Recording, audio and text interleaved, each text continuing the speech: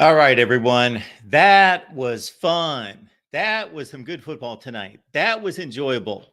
I had a good time watching football tonight. Doubleheader with Syracuse at home against Stanford, down to the wire. Nebraska-Illinois, even better, more consequential game, right down to the wire, into overtime. Bam, Illinois. Wow, what a surprise. We will break it down top to bottom. Appreciate you being here at the Voice of College Football. Get on that phone line. It's in the chat. Also, comments and questions are welcome. Consider using the super chat contribution as well. We appreciate your support. Also, Venmo, PayPal, Cash App, and the Amazon link, of course, when you do your shopping. Let's break it down. Let's get to the calls. Final score from Lincoln, Illinois 31, Nebraska 24 in overtime. So the Illini, as a 9 to 10 point underdog, get the win, move to 4-0. They have now defeated Nebraska and Kansas en route to 4-0. Is this the surprise team of college football in September? I believe it is. Then we also have, of course, Stanford traveling cross country in its first ACC game, 9 or 10 point underdog, taking on Kyle McCord in Syracuse. McCord had to shoulder the entire Syracuse offense because he had lack of running game, running support. And boy, he slings it around. They put the offense on him, but he made a couple crucial mistakes, including a pick six. And Stanford benefited definitely from Fran Brown's inexperience. Or if he turns into the next Les Miles, it'll be something he never learns. But the game management was atrocious for Syracuse on the final drive.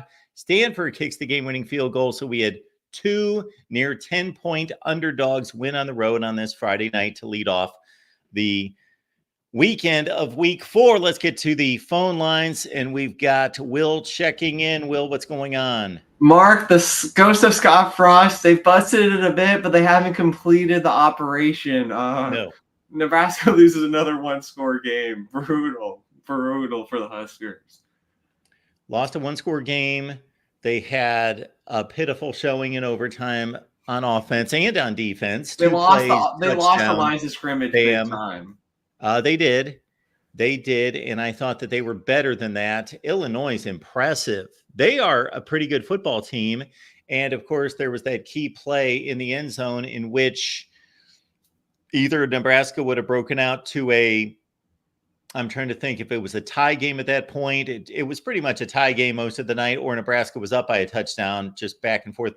But we had the play, I believe, was that before halftime or into the third quarter, the interception in the end zone that was initially ruled a Nebraska touchdown with simultaneous possession that was overturned into a Illinois interception. And that pretty much proved decisive. Heck of a play by the defensive back. Illinois' entire secondary can play. Their entire secondary is really good. They've felt like they've always had a good secondary under Brett Bielema. Well, they did 2 years ago with Ryan Walters when they had 3 first and second round picks out of their secondary. And our buddy Sonny Verma on the Illini cast, I traded a couple messages with him. He and our buddy Justin Adams were doing a watch party. And I told Sonny, you were on the money. You told me last week that Illinois has an excellent secondary. All those dudes can cover. They break up passes. They tackle in the open field. Like not one guy, like 3 or 4 of them. I thought Brett Bielema might be losing it a bit, but I looked and he's only 54. Like he's got a good bit left in his tank for sure. It appears so. I made the comment to Sonny the other day when he came on. I said, when I went through my coaches' rankings in the offseason, Brett Bielema was the first guy on my list, top to bottom, 1 through 70, somewhere in the low to mid-20s, where I thought, this is the best coach in America who is coaching a dead-end program that has no chance to compete for anything. I still reasonably don't think that they can compete for anything significant in the Big Ten. They do have a difficult schedule. Now, if they were handed a schedule like Rutgers this year, Rutgers doesn't play any of the best teams in the conference. Yeah, you could be thinking playoff for the Illini. Yeah, they could pull it off. Rutgers isn't going to be able to take advantage of that schedule, I don't think. But that's a pretty good football team. Luke Altmaier has developed. Mm-hmm. So, Mark, my church group leader from college is from upstate New York, big Okay. time Hughes fan. He texted me, "Hey, Will, I'm going to the game this week on Friday." Oof, I don't know what to text him back now. So we're late in the game. Syracuse takes a 1 point lead, 24-23. They score with about 3+ left on the clock, about 3:15 on the clock. So Stanford is obviously taking its time. They've got plenty of time. They're letting the clock roll. They get to midfield. There's about a minute 45. Right about at that place, I'm thinking, okay. And there was a play in which Stanford ran for a first down, but it got called back due to a holding that put them in the hole, but they overcame it. And I'm thinking, once you get to about 90 seconds here, Fran Brown, only two things can happen here. Either you're going to stop them, and it doesn't matter what the clock is, you're going to stop them on downs, you won the game. Or they're just going to continue to grind the clock down to nothing. And except for trying to freeze the kicker, he wasted all three of his timeouts. He basically had three timeouts when the game ended. How do you have three timeouts in your back pocket and you allowed the other team to kill the last 3:10 on the clock and kick the game-winning field goal? Fran Brown, I believe he's doing a good job with the Syracuse Yeah, program. I do Although he too. has to take something out of Mario Cristobal's book and buy a time specialist. Yeah. I don't expect football coaches, now the very best, it's just like any other high-level position, that they might have a blind spot or two. And with a football coach, you would expect that to be less about football and more about game Mhm. situations and scenarios. And it's okay to say, there's so much running through my head and I'm not the best at trying to figure out. And let's understand that there is a tipping point there when you're trying to make that stop between, okay, if we stop them here, then we save our timeouts and it's 3rd and 7. Do we take a timeout? No, I'm going to trust my defense to get the stop here. And then we can use so there are some situations where it's extremely difficult to make the call because you don't know what's going to happen in the next play or two. But this was a simple, like, you've got three timeouts and they've got 3 minutes and they are running, just letting the clock run. They can run their offense extremely comfortably. And you left all three timeouts on the board. That's that's incredible. Yeah. One more question for you, Mark. Why do you think the U.S. Okay, Michigan was a great team last year. I'm not saying they're an awful team this year, but they don't look like they're as good as they were last year.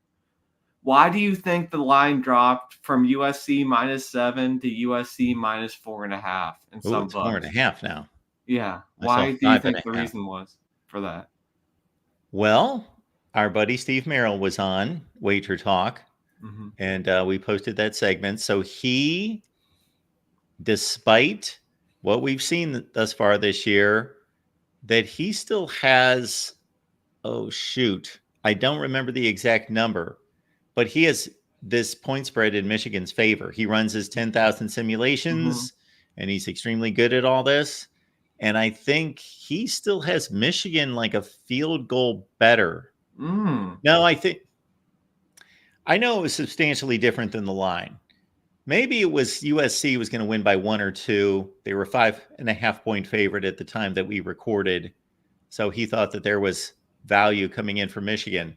And I'm not a betting guy. I don't know that much about it. I know more than the average person, but I'm no expert by any stretch, but it interests me. I think that the late money comes in from the sharps, what they call the sharps, the people that know. The fans are knuckleheads. They don't know how to Mm-hmm.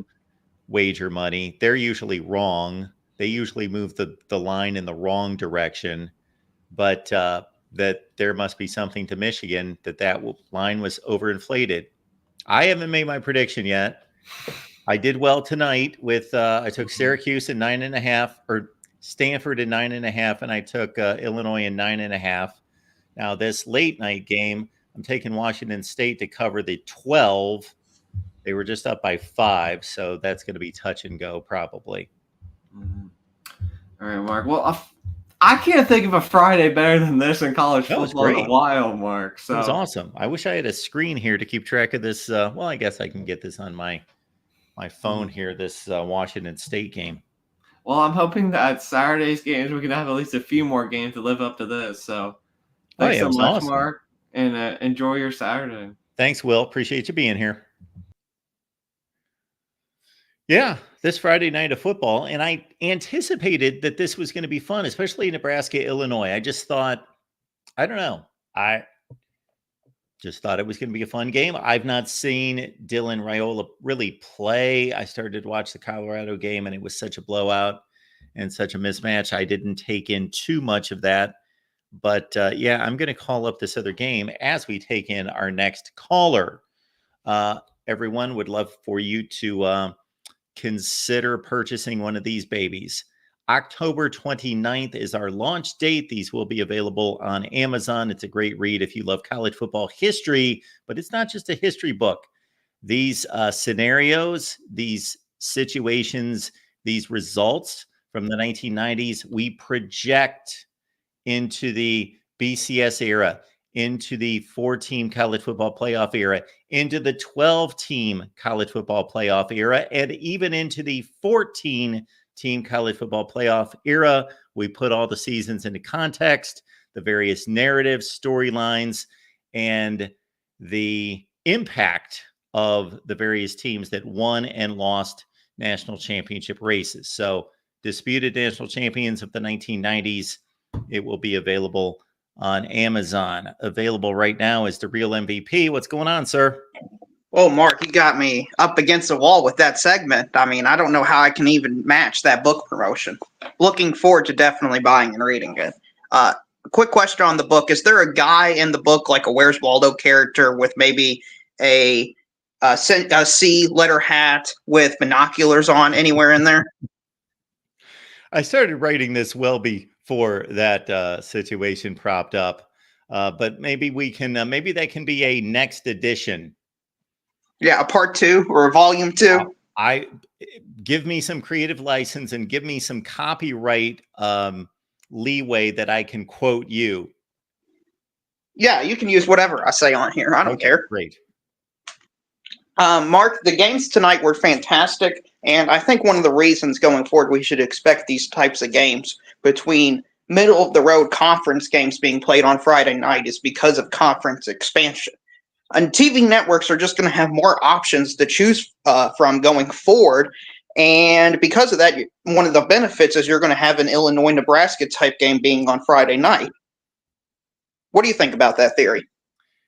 Yeah, well, I think that Fox in particular has done a smart thing. Now, they've been creeping in this direction in the last few seasons, throwing out a decent game every so often, but they made a concerted effort. And this is much because of the expanded conference, that there are better games because of consolidated conferences. We'll take the Big Ten, for example. What was the Big Ten for the last 10 years? The Big Ten was 3 games. Sorry, Iowa, Wisconsin, Nebraska, etc. Your games really didn't matter that much. I enjoyed them. I liked them, but they were just to determine who was going to go to Indianapolis and lose by 4 touchdowns. So basically, the Big Ten was 3 games. Ohio State, Penn State, Ohio State, or Michigan, Penn State, and then Ohio State, Michigan. Those were the 3 games that were played every year. Now we've got Oregon, USC coming into the conference. Maybe UCLA will do something at another millennium, Washington, etc. And then because of the the divisions being done away with, more cross-pollination and just so many better games that their inventory for all these broadcast windows has now been filled to the extent that they can say, oh, on Friday night, we can choose a decent Big Ten game. We're not going to take our best game of the week, but a decent Big Ten game, and we're going to populate that on Friday night. And it's got basically an exclusive audience. There'll be another game on ESPN as there was tonight, but basically we've got the college football fan focused on this one game, and we can deliver a decent game. And if you look at the schedule, it started with last week. I think there's only 2 or 3 Big 12 games, and the rest of the slate is all Big 10. It had Kansas State and Arizona. It turned out to be a lousy game, but it looked like a good game on paper. And I think we are the beneficiaries as college football fans. And you could say the same thing to a certain extent with ESPN. Now, I'm not completely as sure that this is the byproduct of the same thing, but these conferences are loaded up with more teams, therefore more games, and they can push more to Friday night with a Stanford and Syracuse game that was going to be relegated to the ACC network on a Saturday afternoon or Saturday night, or maybe even pushed beyond that to an ESPNU. Now they can feature it, and it turns out to be, nobody's going to pretend that Syracuse or Stanford's going to be any kind of factor in college football, but it's an entertaining Friday night game. Right. I mean, as a fan, it gives me more teams to watch that I normally wouldn't watch. So in that Exactly. aspect, it's an absolute W. That's what I enjoy, because the only frustration I have on Saturdays, you've probably heard me say it before, is I can't watch everyone. So I get frustrated because I want to see like 5 games at the same time. Exactly. Now, that Illinois-Nebraska game, Mark, I mean, while I think both of them are decent, 8-4, maybe on a good season, 9-3 teams, that fourth quarter was like both teams were trying to lose the football game. Yeah. Fumbles, wide open coverages. I don't know what happened with Dylan Raiola. He just completely imploded. He just completely collapsed mentally, it looked like. Do you think it's just freshman jitters? Do you think it's nerves? Do you think it's just fatigue setting in since he's having to throw it so much and being that guy that everybody expects him to be? What do you think's going on? Well, I think you hit on a lot of great things right there in a nutshell, because when you think about it, okay, number one, he played the highest energy game he's ever had to play in regards to pregame hype against Colorado a couple weekends ago. But boom, that thing was 21-0 before anybody blinked. And then the pressure's off. He can see his offensive line's dominating. His backs are trucking anybody in the Colorado secondary. This game's over. We put it on cruise control. We ride home with a 28-10 win. And so the pressure was relieved off of him. He never was in a difficult position. This is the first time in college that he's played a 4-quarter game to where he was playing, a 5th quarter to a certain extent. So physically, I think you make a good point. He's not been out there in the 4th quarter playing stressful, meaningful reps. It's like a baseball pitcher. When he's up 7-1 in the 8th inning, those are stress-free pitches. But when it's a 2-1 game, they're very stressful pitches, and they're different. And so for Dylan Raiola, and then just mentally processing a tie ball game in the 4th quarter versus he's played in 3 blowouts. This is his first experience at just everything you just outlined.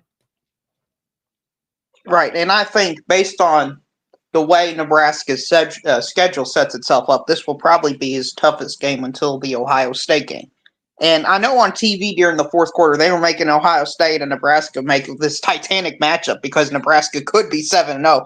I bet you Ohio State will probably, I don't know, but I bet you Ohio State would probably be favored by 3 to 4 touchdowns, win by 4 to 5 touchdowns, regardless of the outcome of this game. I mean, Nebraska, their coach as well, Mark. I mean, Matt Rule made some very poor decisions in the second half of the game, especially with that challenge. I'm not sure if you saw the challenge. Yes. About where the runner stepped out. I don't agree with even challenging the play if he stepped out, and it wasn't even that close. What are your thoughts on the challenge?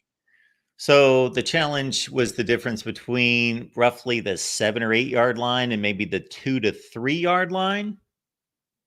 Yeah, something like that. Yeah. Well, I don't have an issue with challenging that because they were either up a touchdown or it was tied. I'm sure they were up a touchdown because they were pretty much up a touchdown most of the game. So I think they were up by a touchdown. I don't have an issue. We were talking, early 4th quarter at that point?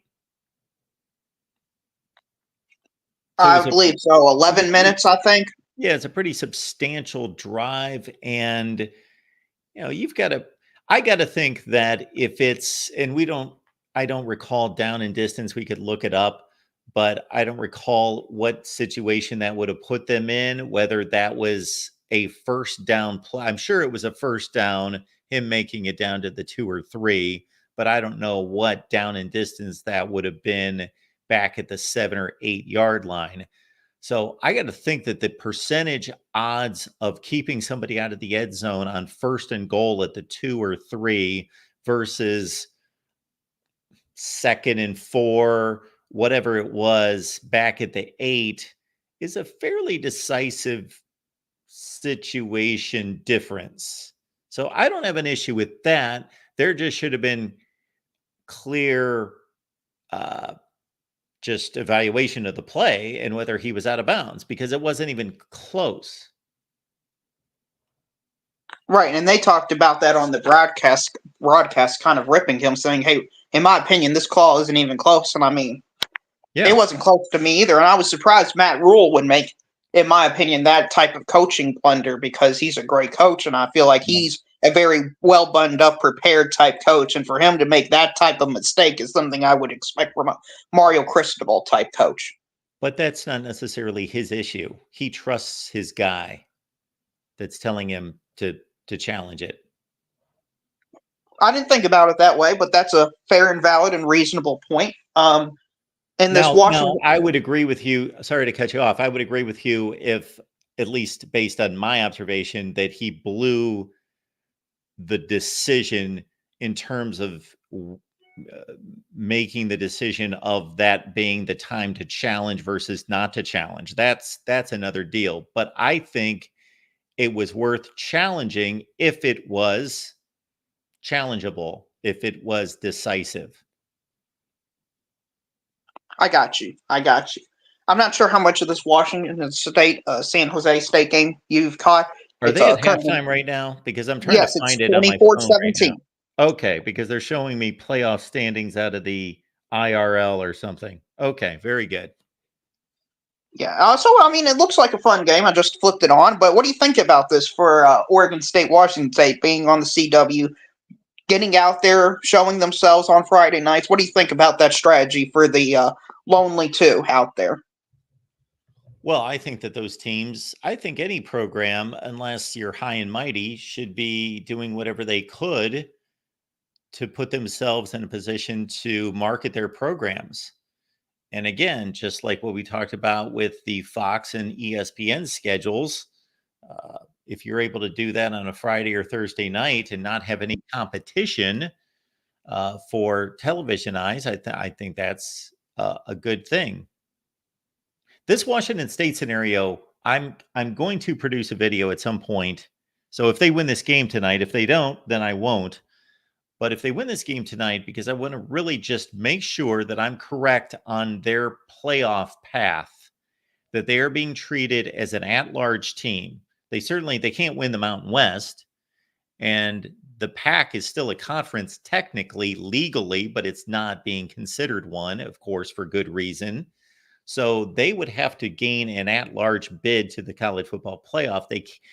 I'm almost 100% positive that they cannot be given the group of fives spot. Okay, Mark, I just came up with a wild scenario. Yeah. And it could be stupid, but hey, no ideas are bad ideas. So let's say Notre Dame is on the bubble at 11-1 because of the Northern Illinois loss. They struggle. Washington State's 12-0, and they're both ranked like 13 through 15. Do you think we get a little 2020 action and they call up one another and say, hey, come over here and we'll play? Do you think that's possible? I know it sounds silly, but these two schools got nothing to do on conference championship weekend. And if it's the difference between you getting in and not, why not? Well, they're not going to. Maybe Washington State might say, heck, what do we have to lose? Let's get Notre Dame in a battle here. This will be good. I mean, it's worth the phone call. But Notre Dame's not going to want any part of that. Do you think what if they were on the outside in the final playoff ranking? They can't improve. And Washington State's like 15. You don't think they would be at least a little tempted to sneak into like that 11 or 10 spot? Well, number one, Notre Dame has a thought about themselves that they're better than everyone else. So they're not going to lower themselves to playing lowly Washington State for a playoff bid. I don't see that. First of all, that's just unprecedented. I love the idea. I love it. I wish maybe the committee would challenge both teams and say, you know what? We are going to look unfavorably on you not playing this particular weekend while everybody else is playing. So, or anyone else that has the opportunity, the other teams want to play this weekend, but they obviously didn't finish in the top two in their conference. Therefore, let's set something up. Sure, that would be phenomenal if it happened, but think about the logistics and everything involved. And I know in 2020, these teams pulled it off, but you're talking about going through like a Saturday night of football and then the powers that be getting together late Saturday night, early Sunday morning to figure out, okay, this would be in the best interest of these two teams. Oh, but I love stuff like that. That would be phenomenal.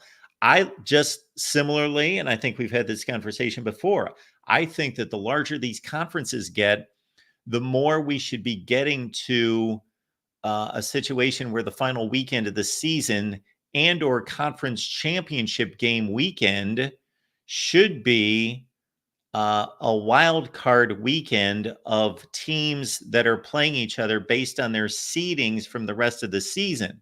Like it should be an open week where we don't have scheduled games. The games are determined by the standings. What you're describing is like a NFL flex type schedule. Yeah. And I think that would work because if you look at, for my example, the Washington State, the reason I think it'd work on their end is because they play a lot of good Mountain West teams. They've proven themselves with the Power Four with destroying Texas Tech and beating Washington. Now, I don't know how good either of those teams are, but those are quality wins. I don't expect either of them to go like 4-8 or 3-9. So they show they're capable of competing with the giants of the world, relatively speaking, because 90% of the G5 would have easily got crushed by these two teams, in my opinion. Yeah. Yeah, and it's funny to me that you mentioned Notre Dame believes they're better than everybody else because they've lost to Marshall, Stanford, and Northern Illinois over the last 2 to 3 years, Mark. I mean, they're not even better than those teams, so hubris, Mark, is a crippling disease to everybody that has it. And I understand we just took our call from our buddy Will, and so I hope he doesn't take offense to that. But I love Will. Will's great, but he roots for a team in a school that they basically think that they're better than everyone else. I'm not talking about every fan or every player, every coach, but there is a large portion of their contingent, whether that's administration, the school. I think it mostly comes from the school itself and the administration and maybe the football program that believes that, thinks that, operates that way, and they're allowed to. So that's everybody else's fault. That's the powers that be of college football, or the lack of powers that be, because we don't have anyone running the sport. Exactly, Mark. The final thing I'll say is this USC-Michigan game scares the living crap out of me. I think Michigan can win this game. Just something funky is going on in this game with the line movement, and I'm not fully trusting USC's offense to be where it was last year. Like, that South Carolina LSU game made me take a few steps back on what I think LSU's defense is supposed to be.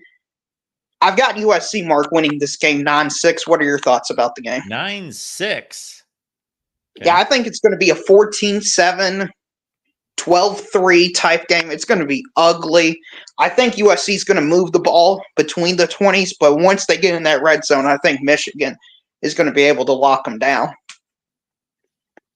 Okay, well, that's a bit extreme on the score, but I go along with your outlook on the game. I could see that being very possible. I've not predicted the game yet. I have to get those predictions to our folks on Patreon and YouTube here. So I don't want to give away necessarily a prediction. I got to say I haven't predicted the game because the conventional wisdom is that USC is going to win this game. They're playing much better football. If Michigan would have lost to Texas with just as putrid of an offensive showing, but their defense would have shown up in the manner in which we expected them, then I would be more confident that Michigan could pull this off. But man, that Michigan team is not beating USC. They're playing a closer game against USC than Texas, but they're not beating USC.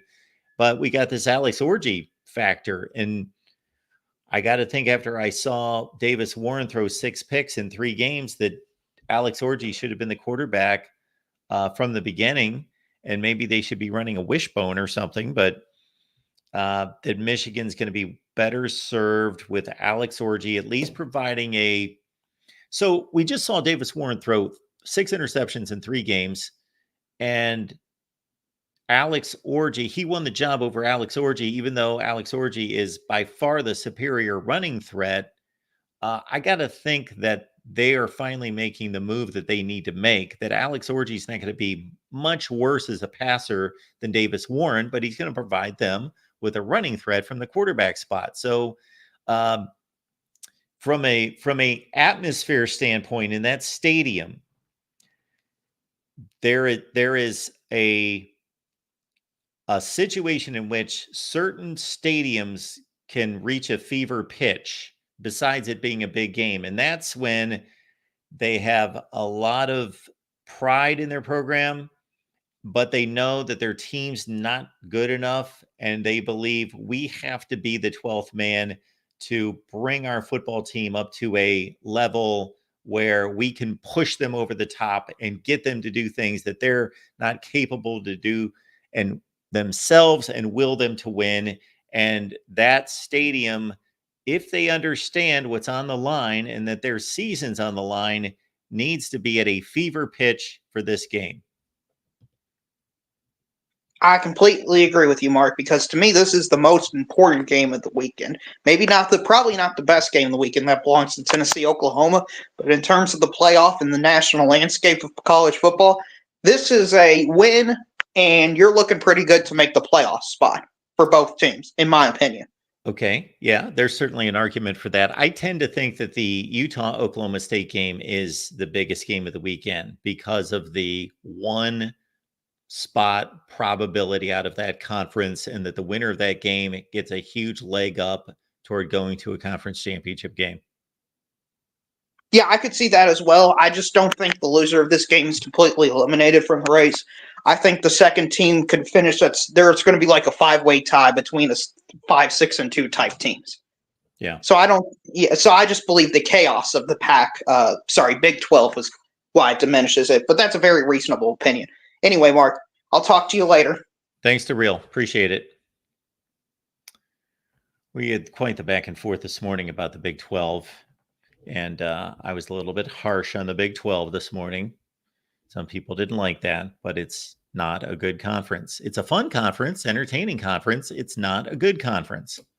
All right, let's keep it rolling here at the Voice of College Football as we check out this Washington State game and their schedule there. Want to see Washington State go 12-0. That's my goal. Michael, what's going on tonight? Excuse me, Mark. I had a cough. Hey, I get one request, Phil. How do I get a copy of your book personalized? Personalized. Oh, well, that's very kind of you. I suppose I could autograph one and send it your way. Write you a little message. All right, now boiler up. Put a boiler up on there. Yeah, and stuff like that. I gotta say this. I think USC can run. I think it's gonna be something similar to what Texas did with Michigan tomorrow. I'm saying 31-13 USC. Okay. Well, a lot of people are in your boat. They believe that. Mm-hmm. Great game tonight, though, with Nebraska-Illinois. But can I vent for a minute? Yeah. Just for a minute. It's your phone line. Go right ahead. Okay. My thing is people, stop bitching about the officials. If you think you can do a better job, then do it yourself. This coming from somebody that has officiating experience. Yes. Over 30 years and stuff. Yes, we make mistakes. But if you think you can do it better, quit being armchair officials and do it yourself. Yeah, there's penalties missed, but not all of them was egregious tonight. 30 years? I didn't even think you were 30, Michael. No, I'm in my early 50s, but I digress. Well, you will never hear that from me. Not that officials don't make bad calls and fail to do their job at times, but we all do that. I have always marveled at officials being able to stand on a football field with 22 dudes that are roughly 250 pounds flying around all over the place with all the confusion and chaos of not knowing where the play's going or what's going on and being able to shoot. I look at half of these plays 3 times on TV in slow motion and can't figure out what happened. Oh, it's just not football. It's also basketball, baseball, but everybody's bitching about it and stuff like that. No, like I said, if you do it yourself. But Nebraska shot themselves in the foot tonight with penalties and stuff. Are you referring to the interception in the end zone? No, I didn't even see that. I didn't even. Okay. I was just following online and stuff like that. Listen to the broadcast. I didn't even get a chance to catch it until the second half. But What no. are people mad about the officials? People being biased and stuff like that towards team and stuff like that. Okay. I didn't see anything myself. Well, it was in the stream. It's not just your stream; it's in every stream I follow and stuff like that. And it's just one of my pet peeves. Well, of course, that's your profession. Next to now, I was wondering stuff like that, but no. I'm just trying to kind of get it. Thinking about tomorrow with Purdue and Oregon State. Is Oregon State a running team too? Oregon State has always been a running team for a long, long time. But I didn't know with Jonathan Smith going to Michigan State if they're still doing it or if they maybe go past and stuff like that. They are still a running team. Okay. I just wondered to the point that when they were down playing San Diego State, that game finished 21-0, but they were only up 7-0 near the end of the third quarter. And it was about to be tied. And then they went on a 98-yard drive after they recovered a fumble at their own 2. And they rammed it down San Diego State's throats. Yeah, they're a running team. But I'm just trying to figure out, how did things go south for Nebraska tonight in the second half? Illinois got a really good defense. They've got a really good defense. Their secondary is that secondary. I'm not saying they're better than Iowa's secondary or Ohio State's or Georgia's secondary. I'm not saying that, but I'm saying their secondary at times in this game. And now I was watching 2 games at the same time for most of the night. So I'm not going to say that I was scouting their secondary. I'd have to watch the game again. But their secondary played about as well in terms of pass breakups and in terms of tackling in space and it wasn't one guy, it was the entire secondary, than just about anyone I've seen this season. No, I was just wondering stuff like that because I got to give it to credit and stuff like that. Illinois is a good team. Nebraska's going to be a good team. It's going to be interesting to see what happens here in a couple of weeks. I'm really kind of interested to see what's going to happen next Saturday at Ross State Stadium when Nebraska comes to Purdue. I just wonder, and I hope and pray to God that it's not another 66-7 game. Well, it's not going to be 66-7. I was just, as soon as you made that statement about you can't wait to see what's going to happen when Nebraska comes to Ross-Ade, I'm thinking that you can wait to see that. I don't know that you want to see that, but it's not going to be 66-7. I think Nebraska is probably 10 points better than Purdue on the road. Yeah, we'll see. And is this like Nebraska's like 20th straight one possession loss? It's unbelievable. Yeah. Yep, not bad. But okay, I gotta ask you this: do we have to order the book from the website, or they could be like Barnes and Noble or something? It's going to be on Amazon. All right, fair enough. And then like that, so and then they'll let you know and stuff like. So Amazon will bail them out and stuff like that. So that's what I was just trying to figure out stuff. So, those sound like those could be nice Christmas presents, by the way. Early plug for Christmas. Well, thank you, Michael. Yes, not bad. All right. Tennessee, which game you gonna be focused on tomorrow? And you gotta choose one game. Utah, Oklahoma State, Tennessee, Oklahoma, and you cannot flip flop. Which game would you rather see from start to finish? Are they playing at the same time? Are they? No, I think Utah and Oklahoma State are playing at 4 p.m. on Fox, and Oklahoma, Tennessee at night. on ABC. Okay. Okay, because I wasn't sure if it was new kickoffs and stuff. That's what I'm saying. So, no. All right. I was just wondering stuff like that. Thanks for taking my call. Thanks for letting me vent. Thanks, Go ahead, Michael. Rob. All Appreciate right. you Take being care. here. See you tomorrow night. See you. Bye. Now, as I said to DeReal, Utah and Oklahoma State, I believe, are playing the most important game tomorrow. I'm not saying it's a slam dunk. It's arguable. That's not necessarily the game I want to see more than any other game. If I could only see one game tomorrow, it's tough to bypass the brand power of USC and Michigan, of course, but I don't know that that's going to be the best game. All right. Look at this. Look at this guy showing up tonight for us. We've got a celebrity in the house. Corey, what's going on? Corey, are you there? Did you fall asleep already listening to my analysis? Okay, Mark? Hello? Hello? Yeah? Hi? Hello? Are you in the car? Yeah, can you hear me okay? I can. We can. All right, great. How you doing? I'm doing well. How are you? I'm doing good. I got several complaints. All right. How do you want me to file? You want me to file them in chronological or alphabetical order? Okay. Complaints of me or complaints of football tonight? Oh, well, both. Oh, okay. And one regarding what Michael just said. First of all, I have no doubt Michael is probably an excellent official at whatever level he's officiated at. But can you tell me real quick? He's been officiating for 30 years. What level has he officiated at? You know?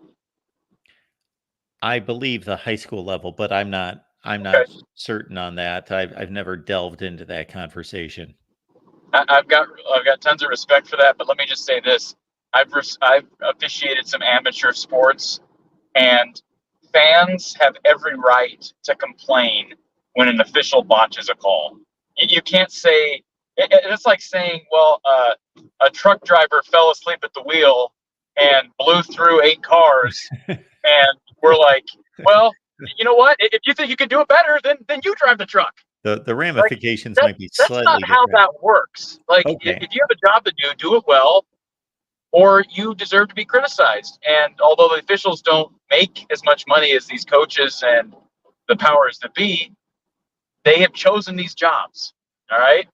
So you know, when you screw up on something at the biggest stage, there's a reason why myself and Michael, we're not the ones on Fox on a Friday night. The guys that are there, they're expected, I'm sure they make pretty good money, and they're expected to get calls right. Now, I'm not trying to go to bat for Nebraska. I do think that was a stupid play by whatever Illinois defender it was that ran into that Nebraska player. And that could have cost them the game if an official decides from a judgment standpoint that was good enough for a flag. That may end up costing them the game.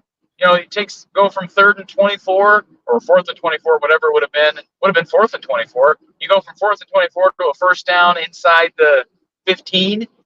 I don't have any issues with.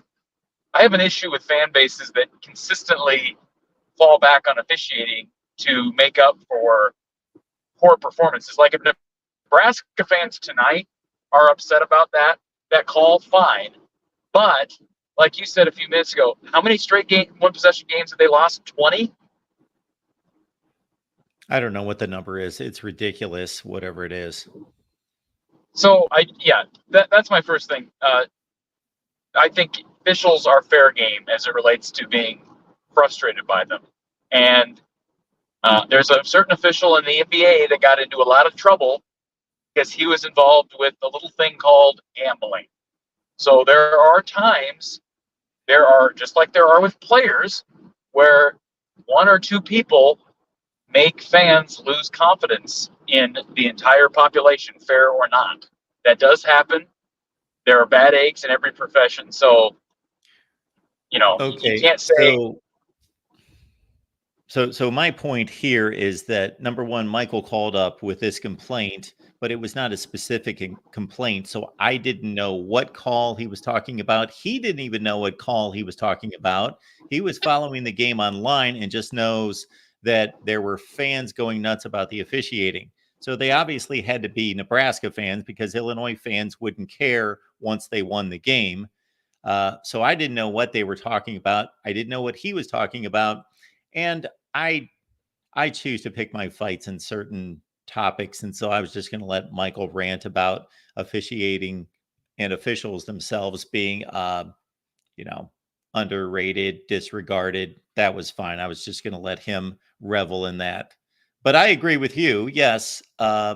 Just because somebody in our position, let's say, isn't capable of doing another profession doesn't mean that we need to not hold those people accountable for being professionals at their profession. That's ridiculous, obviously.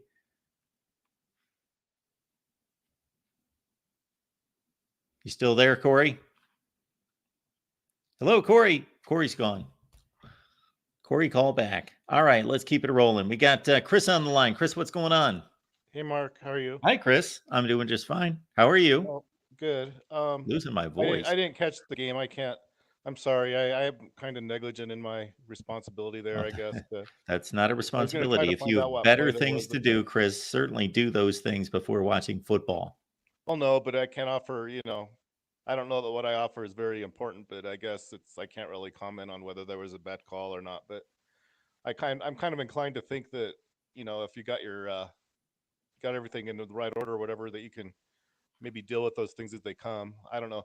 A bad call probably can change that. Unfortunately, that's kind of the sad reality is that, if it is a bad call, I don't know, kind of hard to know how to deal with those sorts of things. And I guess I don't really have much to say about it other than. Well, I would say it this way, that it was first a bad non-call, and I'm not here to say it was a bad call or not a bad call.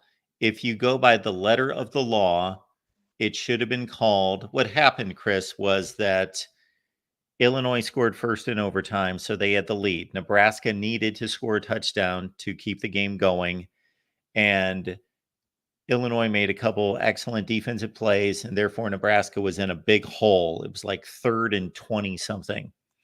And Nebraska completed a pass along the sideline. The receiver stepped out of bounds. And then after he stepped out of bounds, well after the whistle, an Illinois player pushed him, but not violently, didn't knock him to the ground, just kind of ran into him. And by the letter of the law, that could have been called a late hit and it would have been completely justified. However, do I want to see a game decided by that type of call? I don't personally. It wasn't egregious. It wasn't violent. Therefore, I think it was a good no call by the official. But had the official made the call, I would also defend it as he had every right to make that call because that, by the letter of the law, is what happened.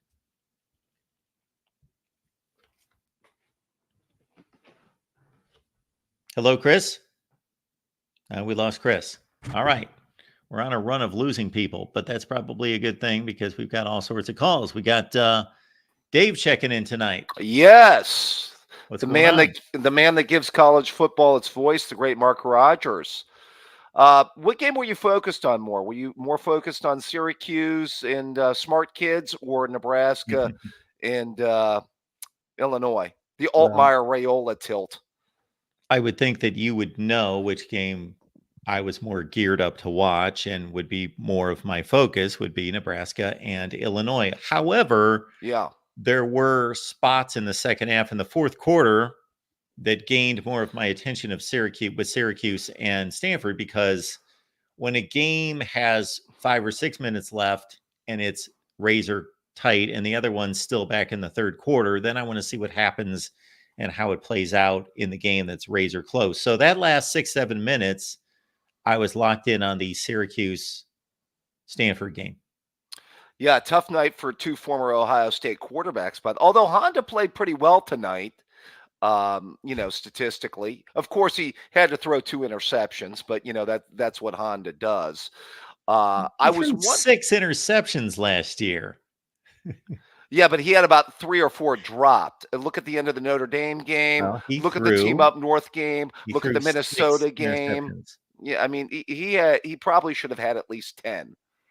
Well, he threw a couple bad balls tonight. There's no question about that. And Andre Ware made the comment that first of all, Andre Ware, of course, not necessarily scouting the best quarterbacks in the country based on his game assignments, but he said Kyle McCord is the best quarterback he has seen this season. Wow. It probably is the best quarterback he's seen this season. But that offense is completely on him. They don't run the ball well, and it's all on him to throw for 350 or 400. Proof that we're both getting older, Mark. Arondé Gadsden's son is playing wide receiver at Syracuse. He's been there a while. Yeah, no doubt. Well, I thought Lorenzo Styles' kid playing, at Ohio State was also a sign too, considering I remember his dad playing linebacker in the early '90s at Ohio State. But by the way, how did Devin Gardner's got a job announcing? How did this happen? Yeah. So he's got the ESPN job, right? Well, no, he was working the Fox thing with the Nebraska-Illinois game. Yeah. So he's got a pretty good gig there. Yeah, that's right. That's Devin Gardner.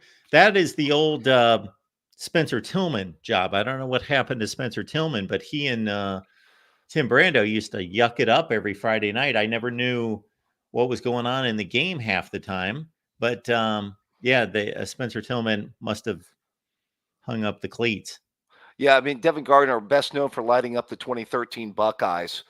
His greatest game as a college quarterback apparently gets him an announcing job nowadays. Well, I got to say, Dave, that in 2012, that Michigan team was about the best 8-5 team I've ever seen. They were a really good team. And Devin Gardner, to his credit, he was a wide receiver at the start of that season. That's true. They benched Shoelaces. Yep, that's right. And they moved Devin Gardner. And I was astounded. I remember thinking, this guy was just playing wide receiver. They've made him a quarterback, and he's actually pretty good. Yeah. Yeah, I mean, well, no, he played well for a few games, but I mean, 2013 was a dumpster fire until he met Ohio State's pass defense, which was a joke that year. Yeah. Ohio State wasted two great offenses on crap defenses in 2013 and 2018. They pissed away Haskins' 50 touchdown passes because they had an awful defense that year.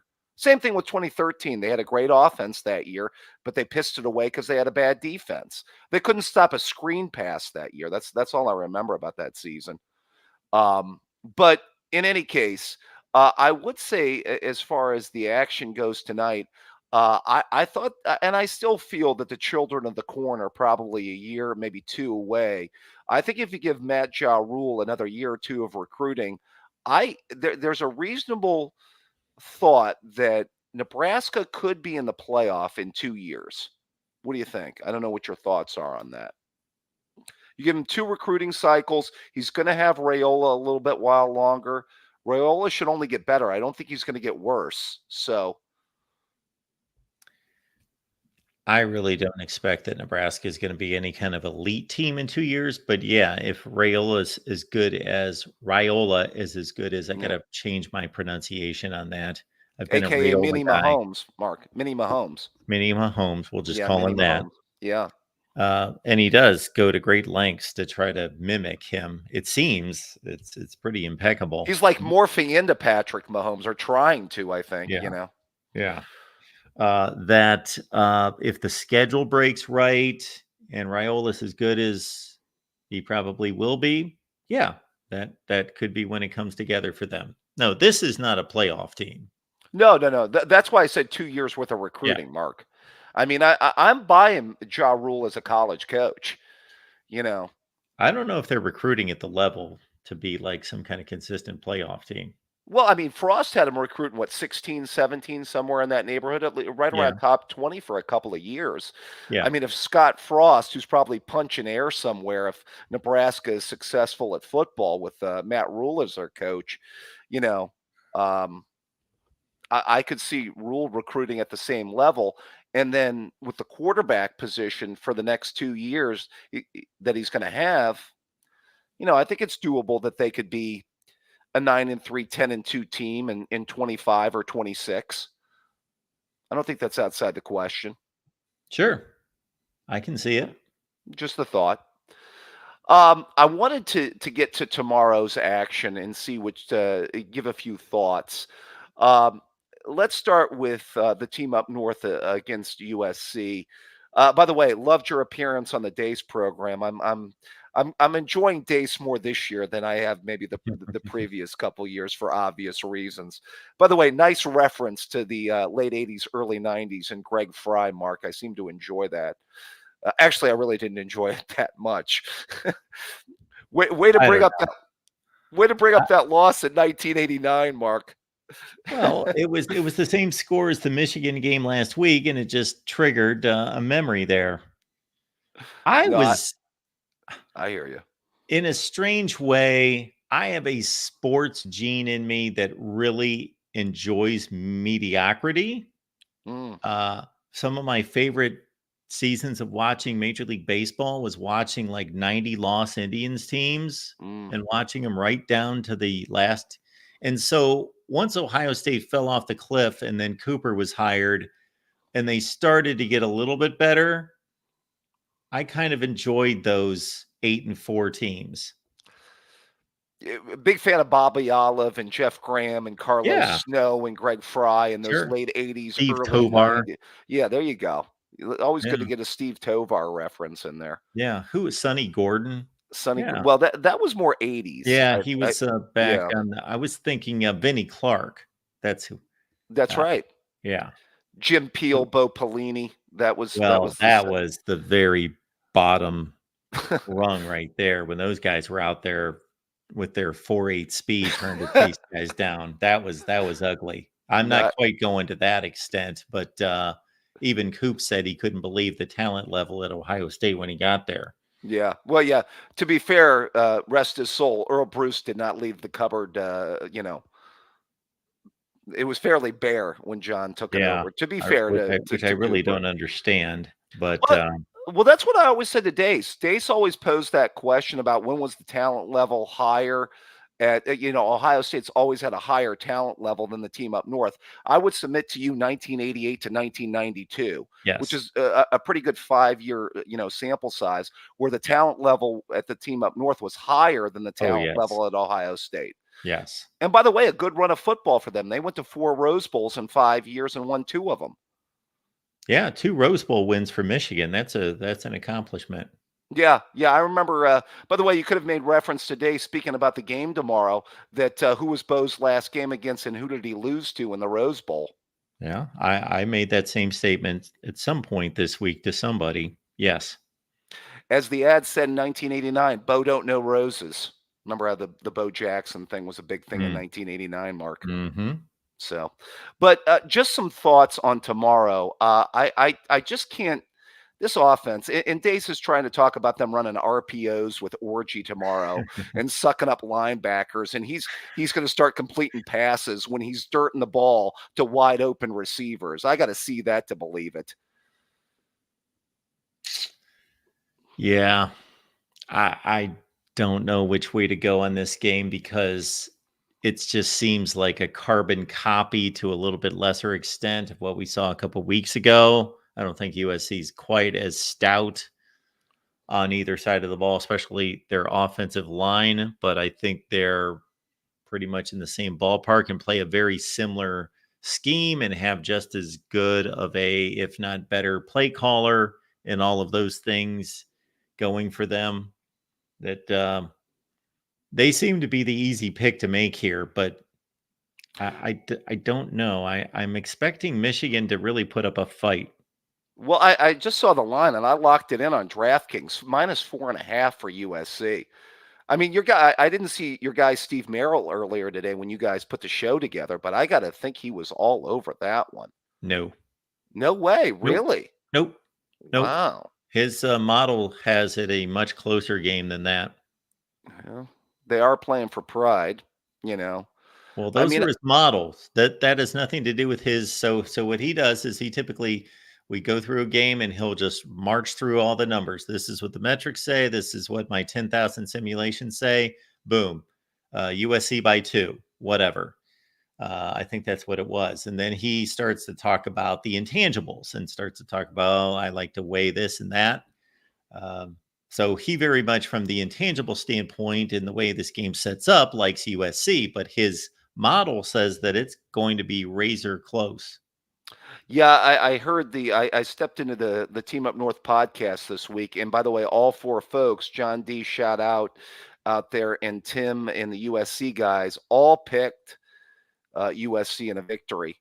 Some closer than others. I mean, my bottom line, I think they'll keep it close for a while, but I think USC pulls away in the fourth quarter. I got it like 27-13. I'm confident in that -4.5. Okay. So.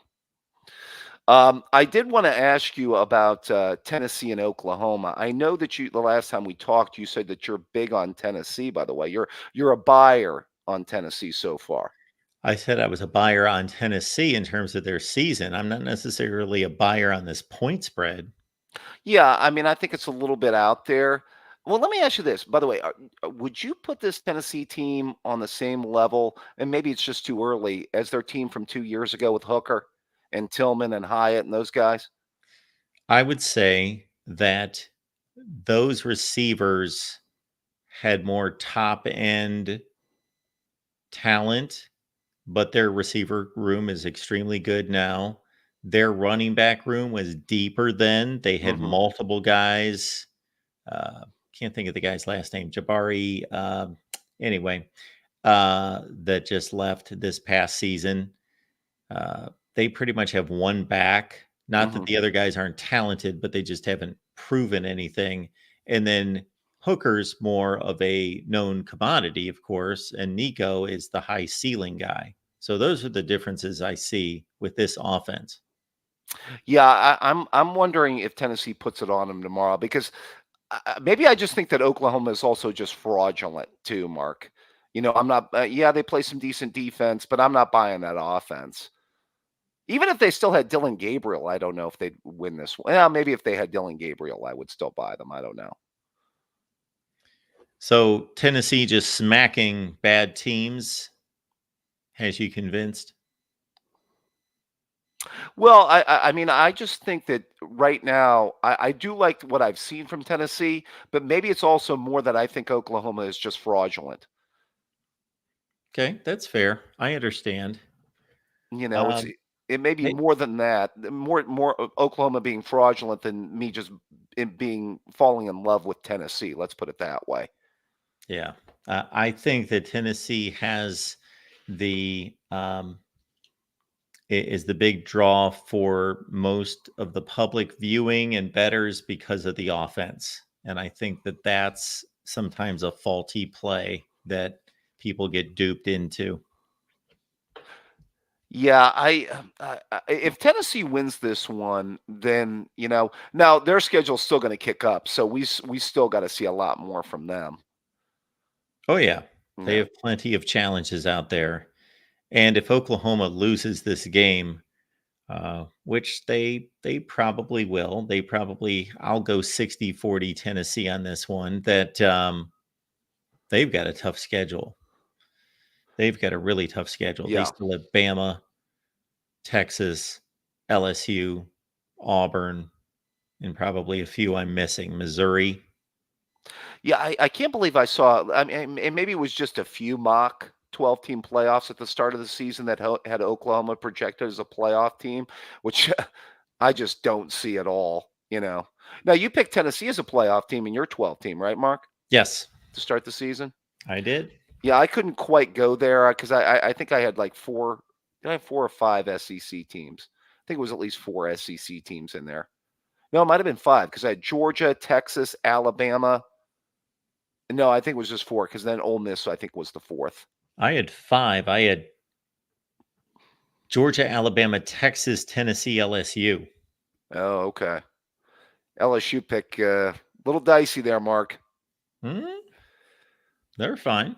Well, they lucked out at South Carolina, by the way. They did. We agreed the play calling at the end there for South Carolina, not exactly the best once they got into field goal range. Plus, I think that game was probably blown before then, you could say, too, by South Carolina. Yeah, well, I think their one defensive player blew 2 touchdowns. Right, that's penalties. True. Hey, quick thought on Utah and Oklahoma State. Is Cam Rising and his pension going to play tomorrow? Is that Is that That's he- the scoop. okay? Okay. Well, he's got to add on years. How many years has he been? He's played a ton of years, and he always seems to get hurt. He does. That's He Cam gets hurt. Rising's Yeah. career at Utah, by the way. Hurt this year, never played last year, hurt the year before. Did you see the stat that Cam Rising and Alan Bowman are 7 years older combined than Anthony Richardson and Caleb Williams, who will be playing against each other on Sunday? Isn't this the last year once we get rid of like all these quarterbacks that were part of like the 2018 recruiting class? I mean, don't we like move on from this like after this season, I think, Mark? I like it. I like the continuity. You want a bunch of Van Wilders playing college football or I something, Mark? like to see guys that I'm familiar with. I don't have to learn a whole new class of quarterbacks that way. Yeah, I guess it's an excuse for them to stay in college and go to frat parties or something. I don't know, but maybe they're getting that NIL dough. I They're guess making money. Sure. Yeah, more power to them. I mean, I'm not, whatever, but geez. Well, but there's a lot of young quarterbacks to look forward to coming up in the future, though. Texas already is replacing Quinn Ewers with Arch Manning right now. Didn't you hear, Mark? Yeah. Is that laughable or what? What, that people think that this is their chance to replace Ewers? Yeah, exactly. I mean, all Ewers did was go to win at Ann Arbor this year and go win at Tuscaloosa last year. Although we'll see about how good at winning in Ann Arbor is going to be this year. Yeah, I think that that Manning's going to be a really good quarterback, but Ewers knows the offense, and he's the guy. Yeah, I tend to agree with that. Well, it should be a good day of college football tomorrow. We're going to do a wrap-up show tomorrow after the games are over, Mark. We and then most definitely will. Get together on Sunday and talk a little college football again, right? We'll do that again. We'll get you ready for those NFL kickoffs. We'll take you up to 1 p.m. Yeah, look forward to my Browns-Giants tilt. That should be Nice. exciting, right? Well, if they don't beat Daniel Jones, then I don't know who they're going to beat. Well, Brian Daboll's got his future hooked to Danny Dimes. That might be worse than Stefanski having his future hooked to Deshaun Watson. I don't know. Is that close, Mark? Or Yeah. Wow, that's just an incredibly stupid decision that they made. And I said it at the time. I just don't understand that. Well, I mean, if Baker Mayfield never gets hurt, I still think he was their quarterback, by the way. Yeah. But, now Baker's flourishing in Tampa, so he is. You've got that. All right. Well, how you doing on picks, by the way? You still making a ton of money? You going to build on a wing to Casa de Rogers over there, or what? Well, at this point, the picks aren't doing that great this year. It's been a down year on the picks. However, unfortunately, it looks like Washington State's letting me down right now. But we'll have a 2-1 night, I guess, because I was thinking that Washington State, San Jose State, looks like they're going to win this one on the road, and I laid the 12 here, so they're down by 7, so forget that. They got to score 3 touchdowns to pull that one out for me. But we went with the underdogs in the first 2 games tonight. You had a good week last week with Bama and Miami, so hoping my luck continues tomorrow. Fight on, USC -4.5. So Bama. I can't remember who they played. Bama. They destroyed Whiskey last week. Yeah. Yeah. Okay. Yeah. And then so they laid about 16 or 17, and then Miami laid whatever 35. I think I caught it at 20 something. 20 something. Oh, that thing went up to 36. I caught it earlier in the week. It was a little bit lower than that. Yeah. Well, it didn't matter. Ruiz and dropping those bags to get Cam Ward to come down to Miami. Money well spent, by the way, down there in Miami. So far. Yeah, looking good. But who have they played? That's true. I was hoping that Honda won tonight for Syracuse because I saw a path to where we could see a Cam Ward, Honda McCord undefeated battle last game of the season. Yeah. Or actually, that would have been November 8th, I think it would have been. I don't know if that would have been the last game. But if Stanford got in the way of that, then somebody else would have as well. Yeah, because that Syracuse schedule after tonight was putrid. I mean, UNLV and UConn and some of those dogs they got coming up, they could still do some business with that schedule. So, All right, David. Anything else? no, that's all right, Mark. We'll get back together and talk college football with you. If not tomorrow, then on Sunday. Thanks, David. Have a Appreciate good it. one. Take You care. too. Bye-bye. All right. We do have super chat coming in. Nick says 1984 BYU paved the way for Illinois to win tonight. Yeah, I was hoping that somebody would make that connection because that was a pretty obvious one. I was expecting somebody in the chat, and I was quite disappointed that others did not pick up on that. But clearly, the 1984 BYU team was able to pave the way for the Illinois victory. All right, Minnesota Dave, what's going on tonight? Hey, how's it going, Mark? I'm doing well. What's up What with a you? great Illinois versus Nebraska game. And everyone was kind of talking about the call that was not called, but it was kind of, ticky-tacky. Hey, The late hit, you mean? Yeah, they were letting it go all game. There was a couple times you could call pass interference on a couple plays on both teams. They could have called a taunting penalty on Illinois after the kicker missed. There's a couple calls that, were just, let go. And I kind of like that. Don't let let go of the ticky-tacky stuff. So the way I would like these officials to approach that is that they start the game and they make sure that they're running a clean game and they try to rein things in early. And then hopefully the players catch on and they understand that they can't get away with a bunch of crap. But apparently the officials didn't do that. But I don't want to see, and I don't know if you heard me earlier.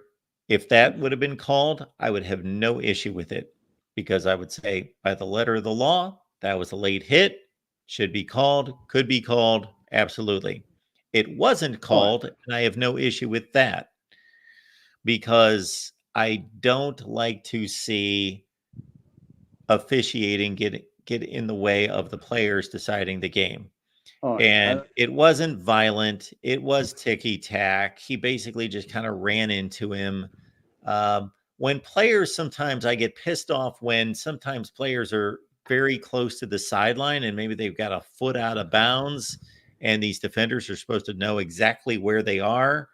And I think that sometimes gets called unfairly for the defender. So I didn't want to see a game in which Illinois clearly took control of, clearly was the better team late in the game, and certainly was just crushing them in overtime, made two great defensive plays to set it up at 3rd and a zillion to be penalized for that. Would have been too much. Yeah, and I do have to somewhat agree with Michael. I was a Little League umpire for a couple of years back when I was in I started in 7th grade and went and did it all the way until my high school years.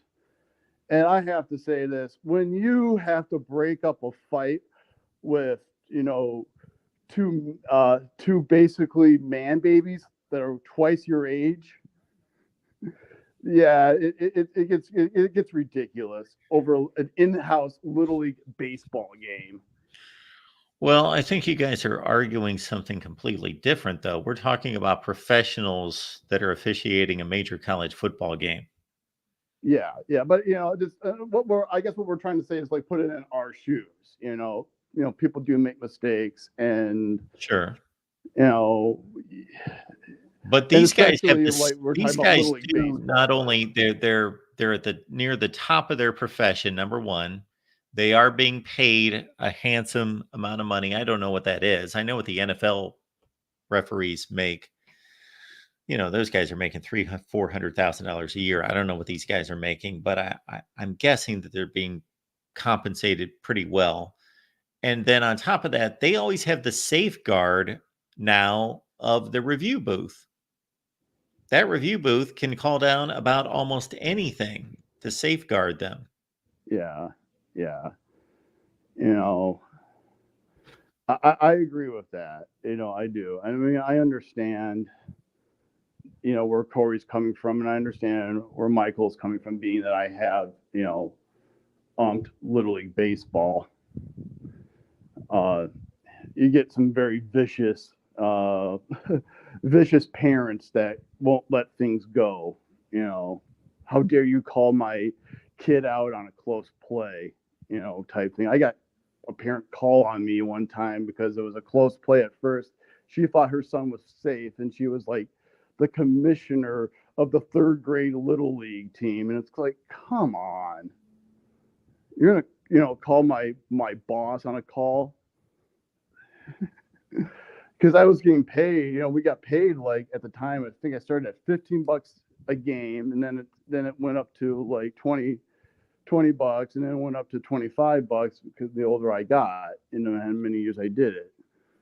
And there's not, and I'll be honest with you, look, it's a fun little job to do it, and I will admit, if you want to get some extra cash, coach and not coach, but umpire or official sports games for your Pee Wee level games.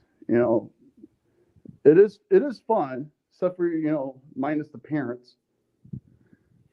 Yeah, see, I wanted no part of that. My kids played all the way through high school, and I wanted no part of that. And the only time I got dragged into that, now I got dragged into coaching my son's baseball team like the last half of the season because the coach was pretty much absent and the parents didn't like him. And so they dragged me into coaching the team. They just figured I could coach a baseball team, which was fine. But yeah, I just want to go watch my kids play sports. I never wanted to coach, never wanted to officiate. Now, the only time I ever officiated a game was, again, the ump didn't show up to my girls' softball game. And they didn't want to cancel the game. So they said, who can ump here? And I just stood there and looked at the ground because I didn't want to ump the game. But everybody was like, well, Mark knows. He's probably the only one here that can ump a game. And I'm like, I don't know how to ump a game. They're like, well, you know the sport. Just ump the game. So anyway, I'm calling balls and strikes of a girls' softball game. They were probably, I don't know, 13 or 14 at the time. So they were decent at that point because they had kicked off all the girls who couldn't play by then, had pretty much dropped off. And I had a call, Dave, and I'll stop boring anybody else in the audience here after this story. But there was a call because I'm calling balls and strikes at home plate. My daughter hits a ball to the gap. She's running around first, running around second. She's coming into third. I know there's going to be a play at third. I run down to third, and she slides in, and I rang her up. The ball beat her. Boom. She was tagged. Her foot was 6 inches from the bag. Boom. I rang her up. She told me after the game, I caught a little bit of hell. I'm not going to go crazy and say that people were about to, run me out of town or anything, but I got a bunch of calls, from the stands that I missed the call and that was a bad call. And I'm just thinking, like you were saying, I didn't want to do this anyway. So I'm going to call it the way I see it. And yeah, my daughter told me after the game, she's like, you missed that call. I was safe. I'm like, okay, just drop it.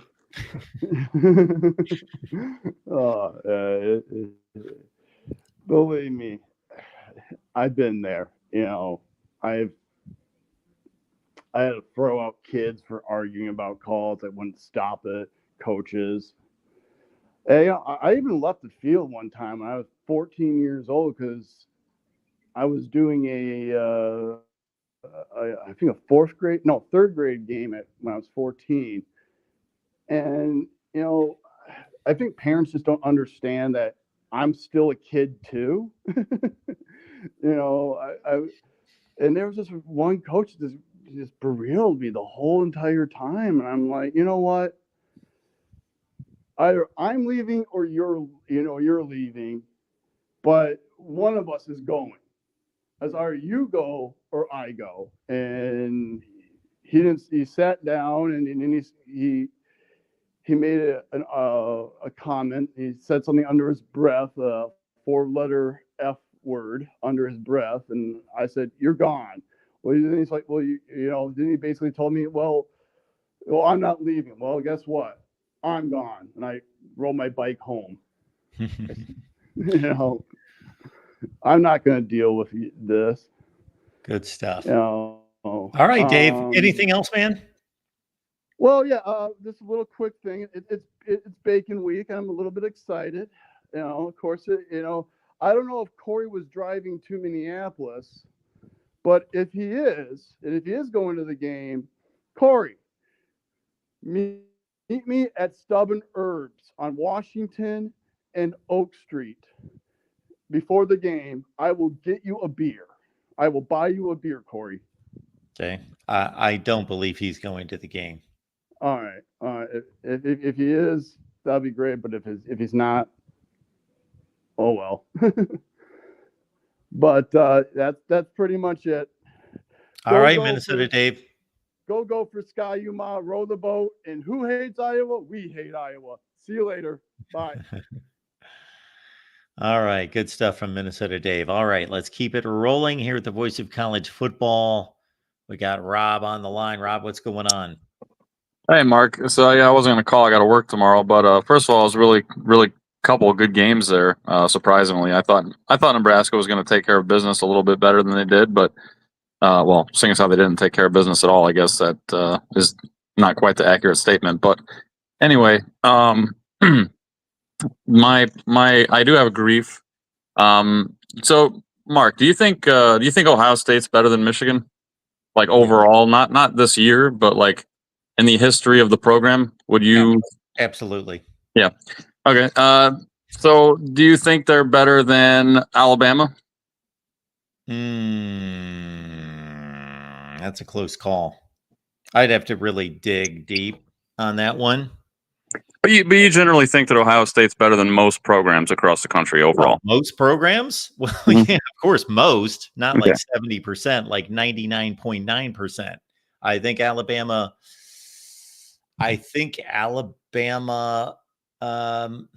maybe I could do a deep dive on Notre Dame, but if we're talking about all time, yes, I will debate any Michigan fan and clearly prove to anyone with half a brain that Ohio State has a more successful football program in the history of the sport than Michigan.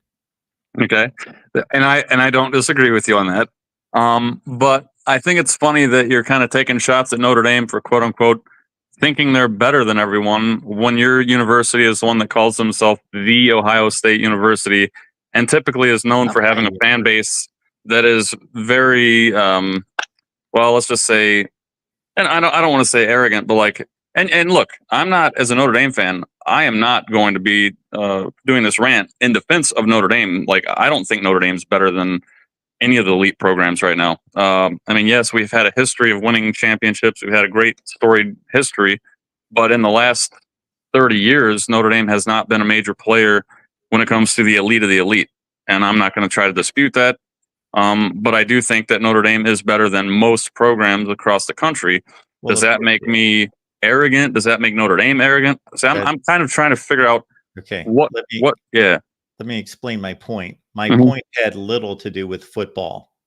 It had little to do with football. When Michigan, for example, was losing every year to Ohio State, and during much of that time weren't beating too many other teams either, 5-7, 3-9, et cetera, it could still be stated with some reasonable foundation that Michigan thought they were better than everyone else. That had nothing to do with the results on the football field. It had more to do with their university, their culture, their kind of standing in college football, their history, who they are academically, all those things put together, that they looked down on everyone else.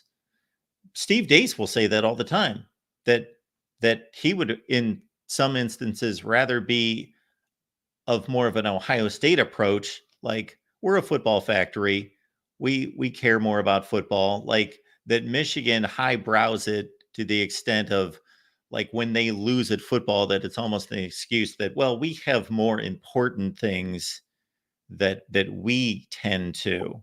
The academics and the culture is more important than the football. We don't lower ourselves to being that upset about not having a good football season or having to go to great lengths to correct that we pride ourselves on having good football. But if we don't, there are more important things. We're not going to be overly upset about it.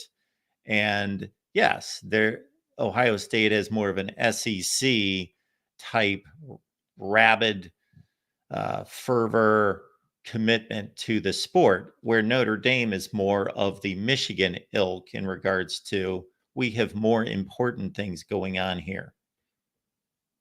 I mean, I don't know. I guess I see.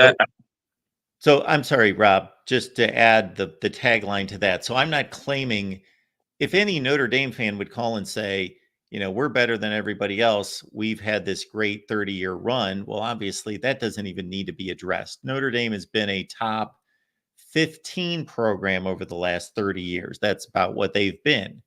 Now, obviously much higher than that historically.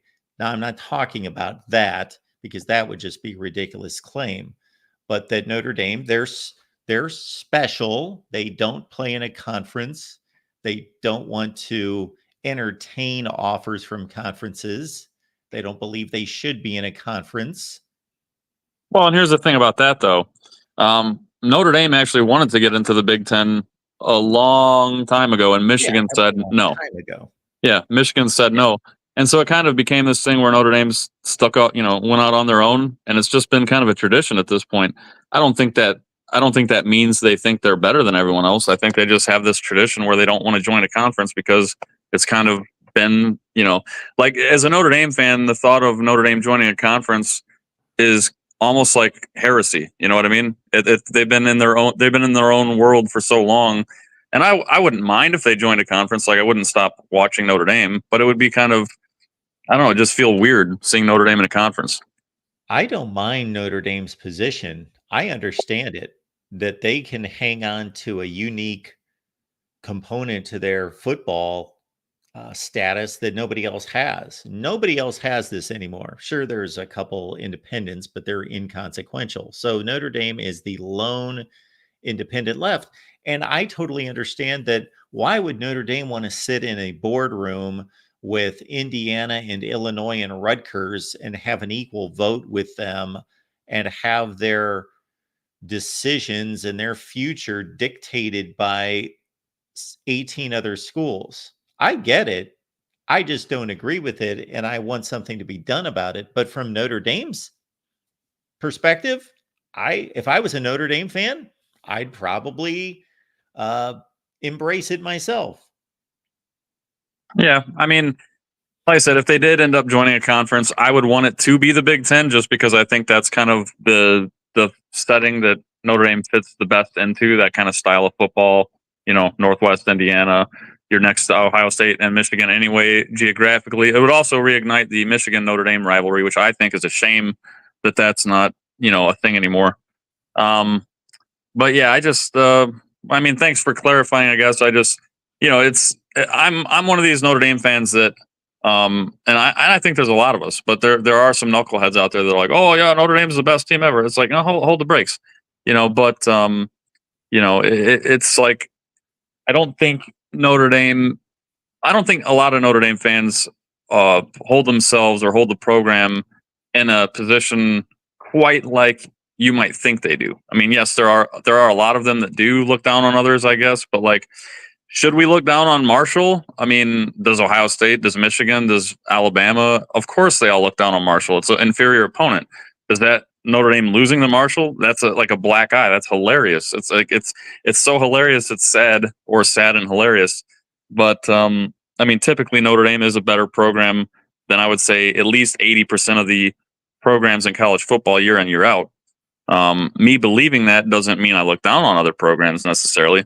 Hell, I'm tomorrow when Notre Dame plays Miami of Ohio. I mean, if Notre Dame doesn't just blow them out, it's going to be embarrassing again, like Northern Illinois. That was something that should have never happened. But yeah, it's one of those things. Being a Notre Dame fan is an adventure. You always get ups and downs, and you're catching strays left and right the whole way. Well, I would say that Notre Dame is much higher than the top 80% of college football. Maybe most of the time. I mean, the last like probably 10 years, 10, 15 years, they've been maybe above that. But man, Bob Davie and Tyrone Willingham days, even Charlie Weiss, those are some dark days. Yeah. But anyways, Yeah, and you're right. There are a lot of arrogant Ohio State fans and Ohio State itself to a certain extent. I don't disagree with that. well, the difference is, right? The difference between an arrogant Ohio State fan and an arrogant Notre Dame fan is that at least Ohio State's won a championship in the last, 10 plus years. It's like I can't be on here beating my chest saying, "Oh, Notre Dame's well, we haven't won since '88." I mean, we should have won in '93, but that's a different story. Oh, Yes. speaking of which, I wonder if your book talks about that. Oh, you'll want to read that. I'll have to dive into that. Absolutely. Yep. Absolutely. All right. Well, anyways, what do you think about Ohio State or not Ohio State? What do you think about Nebraska's loss tonight? I mean, you picked Illinois to win, right? You picked the upset. No. I did not pick them to win. I can't claim that. I took them with the points. Oh, okay. Yeah.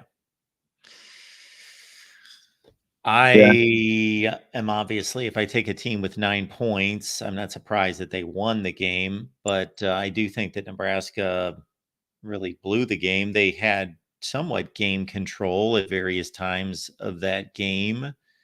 And I thought they were going to win the game when they blindsided Luke Altmaier and turned over the ball and got the ball back with in a tie game at midfield with whatever it was, 3 or 4 minutes left. But yeah, they just kind of collapsed. That overtime performance was pitiful. They gave up an easy touchdown in 2 plays where their defense lost contain and give up a 21 or 22-yard run, and then they let the tight end just come right off the line and just go wide open in the end zone. And then they turn around and the pass blocking in the last, they were fairly effective throwing the ball for 3 quarters, and then in the fourth quarter and overtime they couldn't block me. And wow, it'd be interesting to know play calls versus, because we don't even know what plays they were basically running because their line just got obliterated in overtime, and Illinois went for blood and blitzed guys once they got in a favorable down and distance and just ate them alive. Yeah, that's a bad loss. Now they did have a kicker miss from a decent distance. I guess that was a redshirt freshman that missed that field goal, or they most likely would have won the game. Yeah, I'm a bit sad, to be honest, because I was really hoping for the return of Nebraska. I wanted to see them be undefeated when going into some of these bigger marquee matchups. But it's okay. I think Matt Rule in his second year has got things on the up and up. I mean, we saw the progress just in that Colorado game alone, like the difference between how those 2 games played out, these prior seasons. Oh yeah, where Nebraska just basically curb stomped Colorado, which was satisfying, by the way. But yeah, I'm hoping to see Nebraska rise back to some form of national prominence again here pretty soon. But anyways, I'll let you go, and always appreciate the content, and yeah, I'll have to check out that book. Thanks, Rob. I appreciate it. Yeah, no problem. Yeah, so once again, our book's coming out October 29th. It's in a bit of a pre-launch stage. I'm learning things about publishing books that I didn't know. So we're getting it out to certain people who are reviewing right now, but we're going to make it available to all of you on Amazon. I never knew that when you release a book, you should release it on Tuesday. I have no idea what the reasoning is. They just told me release it on a Tuesday. So October 29th is the day. Nebraska technically won a 1-score game against Northwestern last year, 17-9. 8 points. That is a 1-score game. They lost to Minnesota by 3. Michigan State by 3. Maryland by 3. Wisconsin 7. Iowa by 3. That's 4, 5, one-score losses last year. The year before, they beat Rutgers by 1. They beat Iowa by 7. They lost to Northwestern by 3, Georgia Southern by 3, Purdue by 6, Minnesota by a touchdown, and Wisconsin by 1. In 2021, they did not win any one-score games. They lost to Illinois by 8, Oklahoma by 7, Michigan State by 3, Michigan by 3, Minnesota by 7, Purdue by 5, Wisconsin by 7, Iowa by 7. Their record in one-score games is unbelievably bad. There you go. All right, that's like 3-15, something like that. All right, next up at the Voice of College Football, we got our buddy Adam stopping by. Adam, what's going on? Hello, Adam. Hey, Mark, how are you? Can you hear me? I am doing great. How are you? I'm doing great. Congratulations on the book. I'm sure that was a very, very long and arduous task. So It is actually, but I loved writing it. It's obviously something I'm interested in, so it was fun to write. well, you're extremely intelligent and a great analyst, so I can tell you I am getting that book for sure. Thank you, sir. I appreciate that. Absolutely. I just wanted to make a really brief point. So to me, it looks like the season is starting to get a little bit schizophrenic, Stanford has beaten Syracuse. Kentucky comes within 1 point of Georgia. Alabama is up only 14-13 in the second half. Notre Dame loses to Northern Illinois. And I can go on and on. Mm-hmm. But then you see, conversely, you see people each week crowning a different team as either the next national champion or the one that they predict is going to make the playoffs, like Tennessee. Given the oscillations, like as you phrased it last week, really each week doesn't really tell us anything. I mean, Tennessee beat Chattanooga, and they beat Kent State, and they beat NC State, a decent NC State team. But the truth is, we really don't know how good any of these teams are. So I'm not going to write Michigan off, nor am I going to crown Tennessee the next possible national championship or put them into that elite category, just like I'm not going to do that with Texas, because teams change during the year, such as, for example, based on their development or if they change quarterbacks. So my argument would be this. If you had a team that started out the season 0-4 and then went the rest of the season 8-0 and was on an upward trajectory, I would pick them over a team that started off 10-0 and got crushed in their last 2 games. And as an example of that, Alabama should have been over TCU, who lost in the Big 12 championship to Kansas State a few years ago. But I think the best way to assess who the best team is to look at that upward trajectory. It's kind of like when you're deciding whether to accept an applicant to law school or medical school. You don't say, oh, their freshman year GPA was really bad, so I'm going to look at it cumulatively rather than recognizing that the last 2 years were 4.0 GPAs. Do you see where I'm coming with this? Absolutely, I do. And I think, let's focus at the end on who the best team is now, not who has the most wins and losses. And I'm just wondering what your thoughts are on that idea.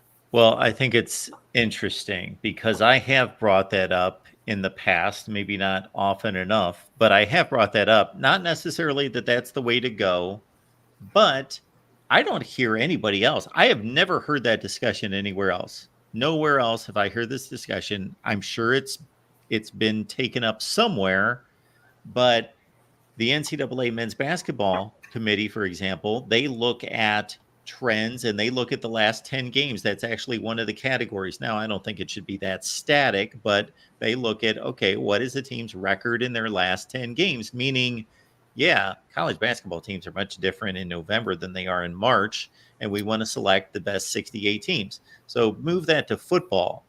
So on one hand, the goal should be we want to select the 12 best teams right now on December 3rd. This should be the goal, because we want these teams competing in the playoffs.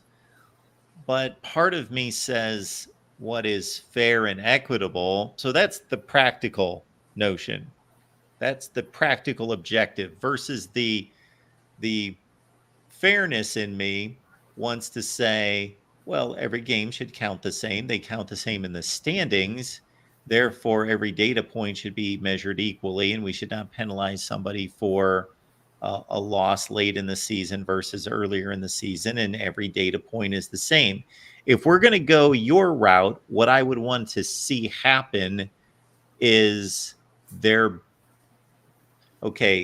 team would have their overall record. They're 11-1, for example, but there would be some kind of weighted system to the games. You would almost have to weight the games and say the 12th game of the season is worth 2 games. The middle game of the season is worth 1 full game, and the first game of the season is worth like 1/12 of a game. You would almost have to come up with some kind of system to not just make it some kind of human judgment. What do you think about that? I think it's a great idea. And one thing I would say analogous to that. So would you agree that Tennessee's victory over Kent State should be worth 1 point, but if Tennessee beats Alabama, that should be worth 2 points? Well, I would want to see a more sophisticated system than that. Right. I mean, I'm just giving a very basic, Okay. Would you want it to be weighted more based on the quality of the opponent as a metric to determine who might be the best team? Because we're never really going to know who the best team is, even after a national title game, but we can do the best we can or be the best imperfect system we can. It's just like when I say put together a schedule that is the most fair schedule possible. Well, you can't see into the future, but you can make a much more fair schedule, equitable schedule than we do now based on knowing what happened the previous season and projecting forward. Now with this, I think what you're looking for, and I think this is another really good talking point, is that you take my previous suggestion about weighting the games, but then you introduce the component you just brought into the conversation of weighting the games themselves, weighting the quality of the opponent. And you smarter people than at least myself, maybe not you, we could get into a room and we could explain exactly what we are trying to resolve, and what we are trying to conclude. And they would put together some formula that would put both maybe those two components, the recency of the game and the level of opponent, and even that would change from week to week. If Alabama's 7-0 in week 8, that game would have a certain point total that Tennessee, but if Alabama loses its final 3 games, then the weight of that game would diminish. It would be updated each week. What was the significance of that win based on how good that team is? Yeah, and I think you could have certain basic threshold requirements that regardless of the quality of the wins and the upward trajectory, you still have to win a minimum level of games to be considered in this kind of nuanced formula. Sure. But when you talk about this, I'll be honest with you. I think you would be the perfect person to be on the college football playoff committee. I mean, you're obviously very smart, you're very knowledgeable, and you are an original thinker. And unless we have people like you making important decisions like this, we're kind of going to not really improve. It's kind of like rearranging, deck chairs on the Titanic with the current bureaucrats we have. So I hope one day you get the recognition you deserve, because you certainly do deserve it. I appreciate that, Adam. And I would only suggest one other component is maybe a dominance factor. Yeah. Don't you believe that, let's say this USC-Michigan game tomorrow, if USC goes out there and wins that game 42-3, that should be, if we're going to try to achieve where you're headed and truly reward the best teams and the best performances, that game needs to be evaluated differently than if they win the game 28-27. Yes, that's why Texas's win over Michigan, both because of the quality of the opponent and because it was a 19-point win, would factor significantly more than probably any of their other wins. And I would take into account both of those factors. I agree with you. Well, Adam, you never cease to amaze me to bring into our conversation another great talking point and proposal. Likewise, great talking to you as always, Mark. Thanks Thanks, for Adam. listening. All right, Thank take care. you. Bye-bye. Great stuff from Adam. Always appreciate those conversations. Good stuff there. All right, we got Chris coming back. Chris, we lost you the first time around. How you doing tonight? Fine. I don't think you missed much from me. Well, don't I say just came that. to Let's myself not accidentally. disparage ourselves here. Well, no, I just was going to ask you a question, I guess. I just noticed who's that Adam guy? I guess I've never heard from him before. Anyway, just kind of to defend myself a little bit. Kind of what I do, whether or not you agree with the way the results kind of show on the paper or whatever. I'm not so sure I don't take into account some of the things that you just talked about.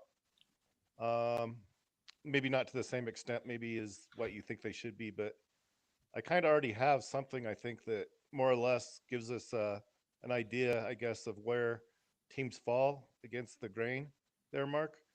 And like I said, I think I submitted one to you last week. I don't know if you saw it or not, but it isn't really. I'm not promoting anything other than just maybe just trying to figure out which teams are the best teams at any point in time, really.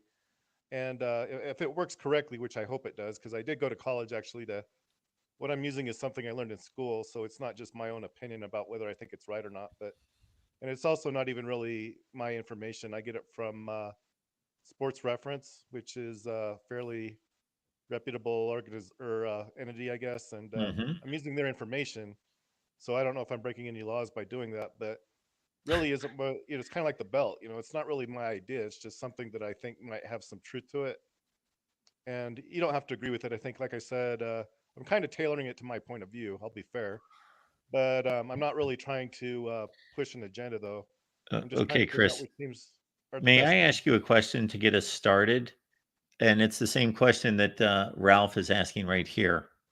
I have never been able to get you to explain what this system is. And before you explain it, let me clarify here. So when you say that you have a source and you are citing Sports Reference, which is a phenomenal site, I am on there all the time. So are you referencing information from them, which is simply like looking up scores? Or are you talking about taking a system that they've devised and pulling from that? I don't know who the responsible party is to it, but they have their own SRS, which I'm not simple Okay, sports yes. All right. sorter, and I'm using that information in a way that I think is fair. So That's you're all. not exactly taking their system, you are taking their system and you've got a nuance to it, you're changing it, tweaking it. Well, if you want to put it that way, maybe. I guess that's not exactly the You way I either look at it. are or you're not. Are you just taking their system or are you adjusting it? That's not a Well, trick question. I noticed they had all this information. I was like, well, it's like I looked at the numbers and I was like, well, this is kind of cool because it's like Okay. it's something I guess that I don't know who's responsible for it. I'm not responsible for any part of it. But That's not my question. Are you so what is it? taking their system verbatim and just saying, okay, they've got Michigan #1 and Texas #2 and and these are the point totals, and you're just taking their system and you're just regurgitating it, or are you adding your own nuance to it? What I'm actually doing, Mark, is I'm taking the information they have, and Okay. to me, it's like raw data, and it's almost like I don't know, it's like yeah, I'm refining it. I guess it's like I'm taking their information, refining it to make more sense to me. In what way are you refining it?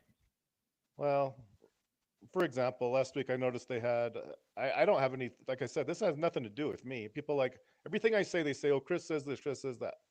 Anyway, I take the number. They had Alabama way at #1, and I took that numbers and crunched the numbers, and it said that yeah, they're the best team. But it wasn't just because of that number. I mean, it was because of the way they play the whole season long.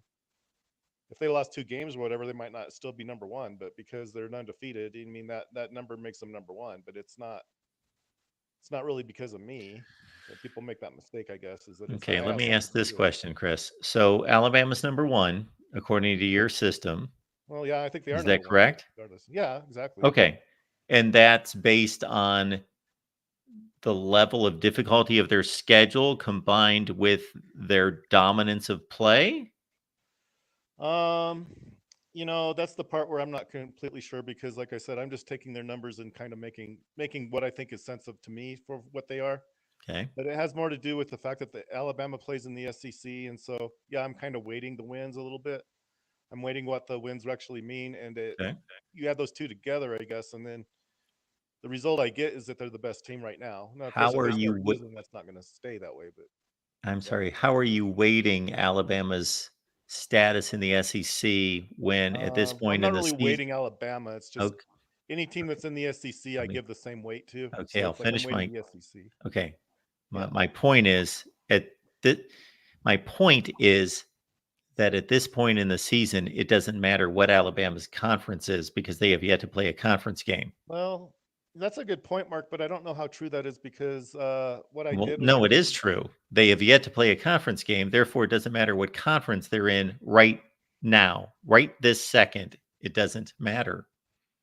well, that's probably true, I guess, but that's maybe you're right about that part. Maybe I shouldn't be weighting it, but I am. I'm weighting it anyway. How So do you weight uh, uh, an evaluation of a team that is yet to play the games that you're giving them credit for? I think it's more about the fact that they play in the SEC, and so that in and of itself makes them kind of weighted. I mean, I might maybe I'm doing it wrong. I mean, you might be bringing up a good point, but I'm not doing it just to like. I'm not doing it to like so that Alabama will be the number one team. It's not like I don't work that way. That's not how I do it. But because they do play in the SEC, that makes their games, I guess, more. What's the word? Relevant. I'm not even sure what to say about it, but yeah, I'm waiting. The fact that they're in the SEC is like is part of the formula that I use. It's like weighted towards that to their advantage, I guess. But it's not so that they'll be the best team. It's because they are the best team. I don't know. Maybe that doesn't make sense. But and I don't know. You bring up a good point. I mean, they really haven't played an SEC team yet, but I don't know that really changes anything. Though I think that actually, I still think I'm kind of probably doing the right thing regardless. But so maybe I should change that a little bit, but I'm not intending to. I think that would kind of make it harder for me. Well, it's going to work itself out because they are, in fact, going to be playing SEC games. So, Well, no, I think just the fact they're in the SEC is why it's weighted. So, I mean, I don't feel like I have to change it, but so you and I'm give not the like I said, I'm not. same you give the same weight to the team that plays the toughest schedule in the SEC versus the team that plays the easiest schedule in the SEC just because they're in the I don't SEC. even weigh into just the fact they're in the SEC is what makes the difference. Yeah, I don't consider whether it's the toughest or not. I don't care. Why? I think that actually kind of works itself out. I think that SRS is It doesn't actually. work itself out. I'm not so sure about that, Mark. I It mean, you doesn't might. work itself out. No, you might be Look wrong at about that. Oklahoma's schedule and look at Texas's I don't schedule. really care what the schedule is. That's kind of what I'm trying to tell you. I don't. That doesn't You matter. don't care who teams are playing? You're No, ranking teams and you don't care who they're playing. I don't think. No, it's not even really part of it. I just the fact that if they're SEC teams, that's what matters, but not who they. If it's the 10th best or 12th best, it doesn't matter at all. But anyway, If one team played the 8 worst teams in the SEC and the other team played the 8 best teams in the SEC, that would not affect your ranking. not at all. No. Okay. All right. All right. Anything else, Chris? Yeah, I thought I'd just tell you. Well, I don't know. There's sarcastic comments all the time. I don't know that I've ever said that I thought BYU was the best team. I mean, I'm like it's false accusations, really. What I said was that they were one of the best teams. And it's like, oh, I can't say that, I guess, without that being like a big problem or something. And then the other thing I said was that they share a title with Iowa, which is actually a fact. People might want to look into that, like Corey Brada, whoever. He probably thinks that he's probably like laughing right now. Oh, ha, ha, ha, ha. Chris thinks Iowa and well, yeah, go back and look at it. You're going to probably find out just like I did that the two best teams in that year actually, well, not the two best, but two of the best teams were actually those two teams. And the other thing I wanted to tell you about that, if you wanted a tournament that year, because of the way the season worked out, that means you'd have to include up to 32 teams. And that's after the bowl games to make it really work. And that's one of the reasons why I don't like playoffs. I think, yeah, playoffs, professional level, whatever. I guess that kind of works a little bit. I guess it's more of a media thing, in my opinion. But, really, I think we're missing the boat on all this. Oh, and there's one other thing. Adam said, oh, we found out that TCU wasn't, they got beat so bad in the championship. He didn't really say this, but I'm paraphrasing. We found out they shouldn't be in the game or whatever. Well, if you can come up with something better that doesn't have TCU in the championship game, more power to you. But in my opinion, they deserve the right to be there. I kind of get tired of hearing about how, that proved they got beat so bad it proved they shouldn't even have been in the conversation or what. They shouldn't even been in the tournament or whatever. Well, you know what? They earned their way there. I don't want to hear that they didn't deserve to be there. They did. They did earn their way there. Okay, Sure. there you go. They weren't one of the 4 best teams in the country, but they earned their way there. And losing 65-7 doesn't really mean anything. It just means that the other team was 58 points better than them. That's all that means. It's all it means. Well, yeah, that's what it means. Well, but don't say it doesn't mean anything. That's what it means. It means that Georgia was 58 freaking points better, meaning Georgia beat them worse than they beat anybody else the entire season. So what? Who cares? So what? It doesn't matter. It just means that they beat them by 58 points. It doesn't mean that they were 100 times better than them. It just means they were 58 points better. So what? Yeah, Georgia on that night was better than TCU by the same measurement than teams like Georgia are better than MAC schools most weeks. Well, yeah, but that doesn't mean that all of a sudden that puts TCU in the MAC or something. No, I didn't say that. Well, it wasn't but it's a epic butt kicking. Well, I don't know. That Mark. should not occur in a national championship game. Ohio State had a chance to win that game, and I'm not picking on you, but they missed a field goal that would have advanced them. Sure. In my opinion, that puts TCU ahead of Ohio State, at least until that last game. After that game, probably not. But it's like you want to throw SHIT on TCU, they at least got there. You know what I mean? I'm not sure they did. Well, then and then there's one other thing. In my opinion, if nobody else is playing 15 games, because nobody else was, in my opinion, that extra game is kind of not really. Why does they have to play an extra game? You know what I mean? I don't really get it. It's like an extra game. Yeah, nobody else played 15 games. Why do we need 15 games? Well, nobody else did. It's like, what does that really prove? It's almost like proving which team can endure the most punishment or something. The 2 teams that play in the championship always play. The 2 teams that play in the Super Bowl, guess what, Chris? They play one more game than the teams that made the conference championship games, who played one more game more than the teams that reached the previous division round. In the court of law, that's you can't be what happens in a tournament. It's not a tournament. All that was a belt championship game. That's not a tournament. But anyway, yeah, it's a tournament. More power to them. They're but the winning by 58 doesn't make them more of a champion. Just true. They're a 58-point champion. That's all. That's the most valid thing that you've said. What is?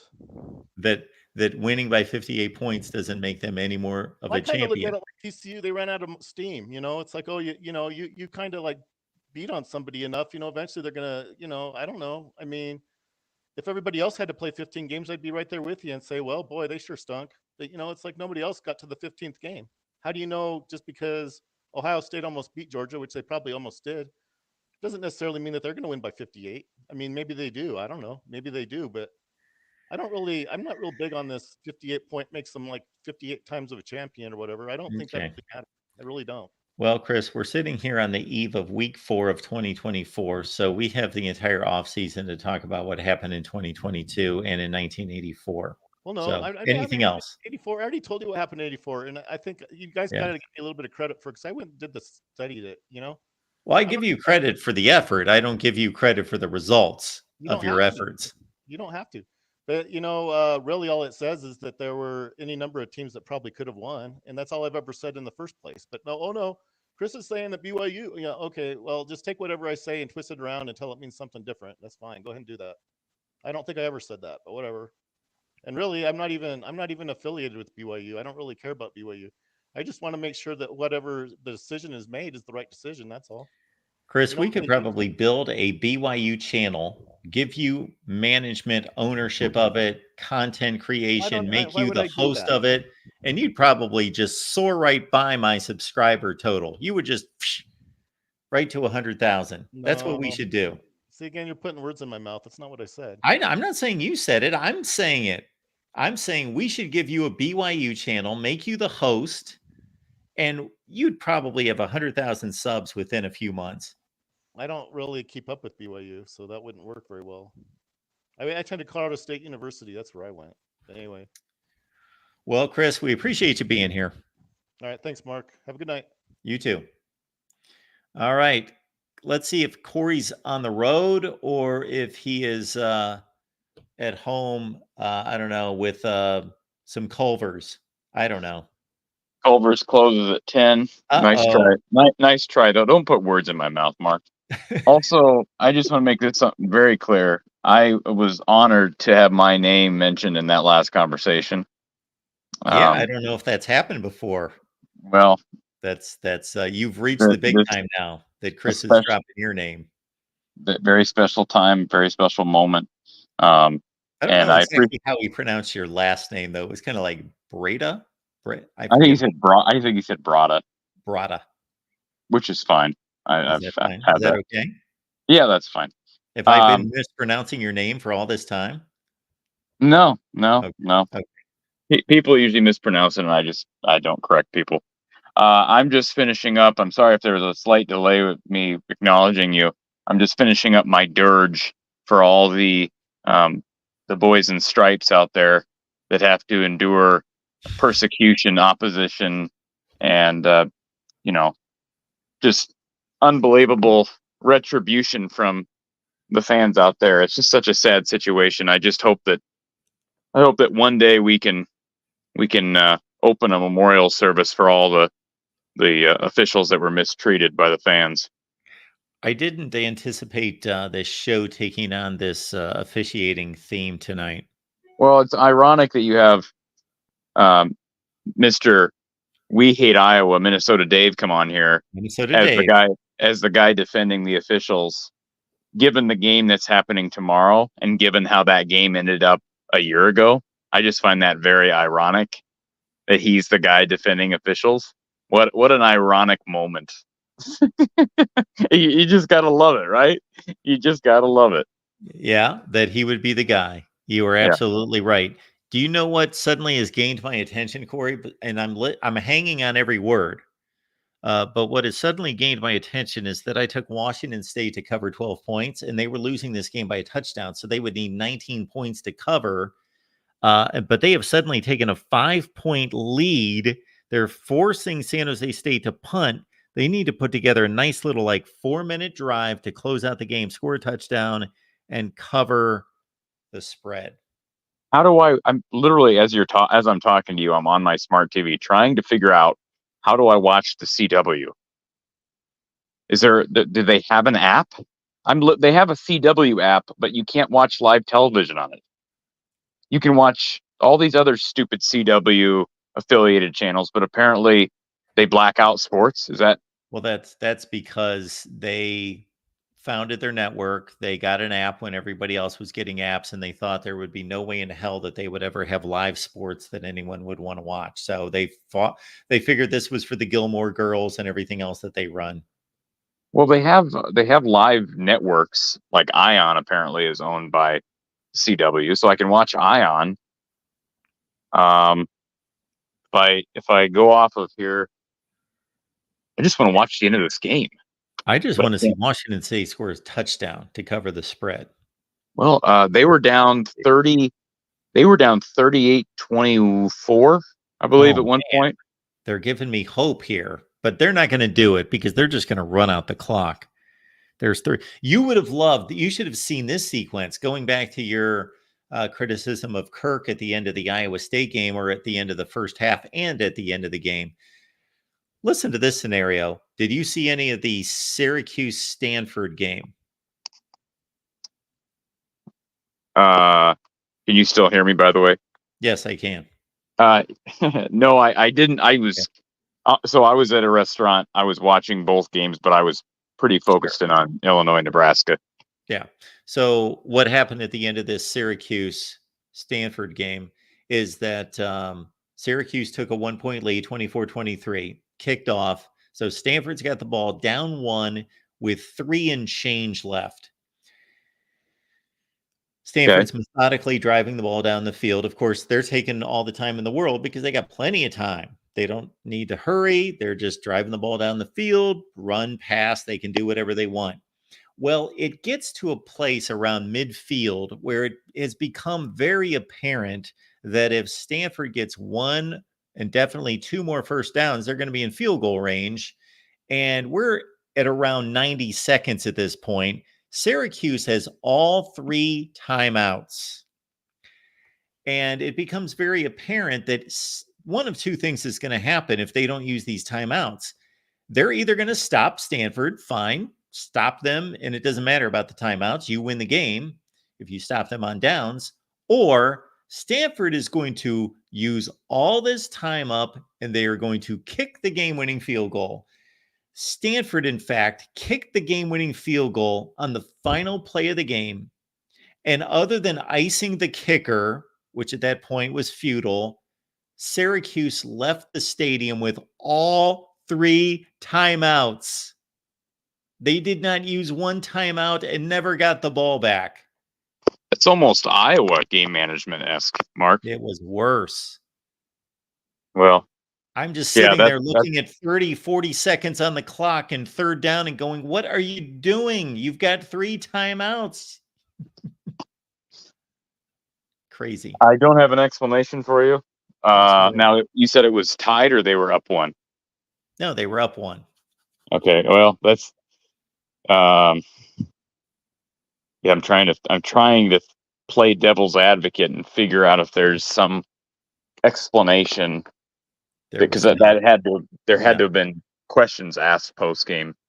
It would be one thing if you're trying to weigh whether, okay, you're going to give them enough time to score, or if you get this, like if you're continuing to give up first downs, at what point do you figure, okay, I'm going to trust my defense to get a stop, therefore I'm going to use my timeouts, or not use my timeouts because I'm going to get the ball back and then use my timeouts, or we're going to give up a score here, so I got to use these timeouts because we need to get the ball back as soon as possible because we're going to have to score.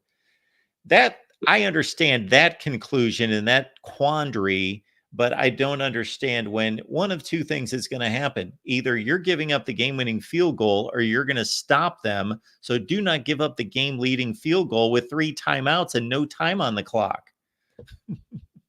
So, again, I didn't watch any of that game, but my understanding is that you can only ice a kicker once, correct? Yes. You can't call back-to-back timeouts. Yeah. So they did take 2 timeouts away. I'm sorry, they carried 2 timeouts.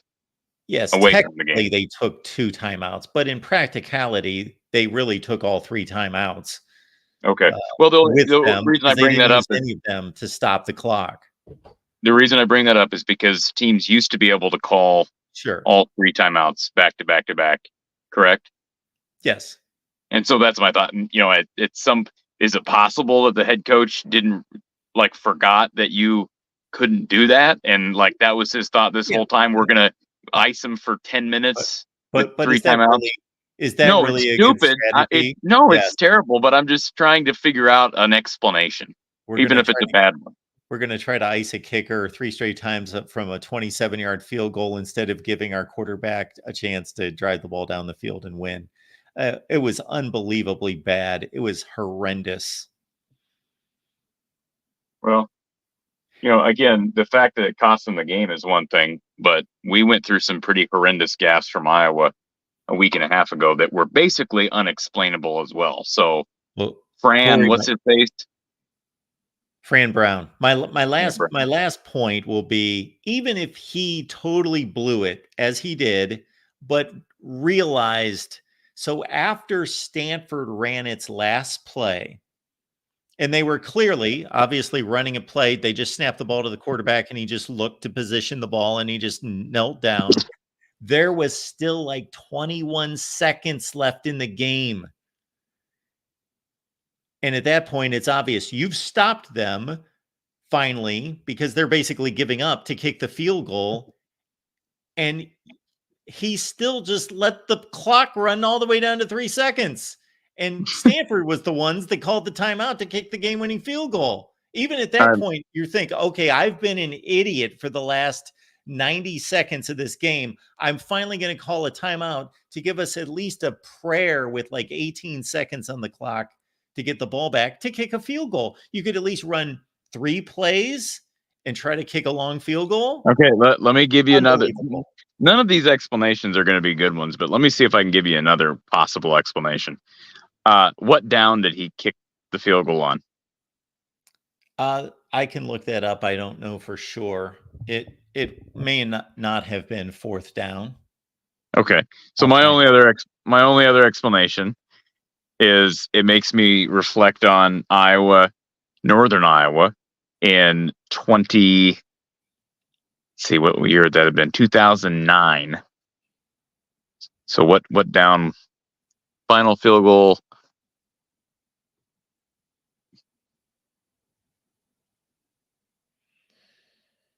Oh, second down. Okay, there you go. So my only is it possible? Not probable, but I'm again trying to come up with a lousy explanation.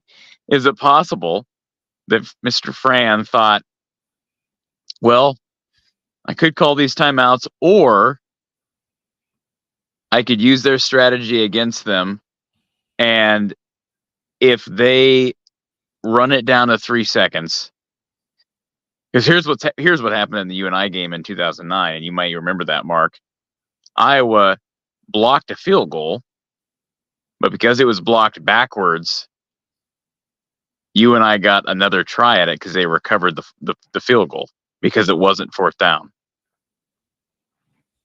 So is it possible that the thought process was, if we block it, we want that to be the last play of the game. We don't want if we call a timeout earlier and they kick it on second down, recover the blocked field goal, then they'll get another field goal try. The chances of that. I'm just telling you. I'm just trying to come up with He just blew the game. It was just. Well, yeah, I agree. But don't you want to know what his thought process was?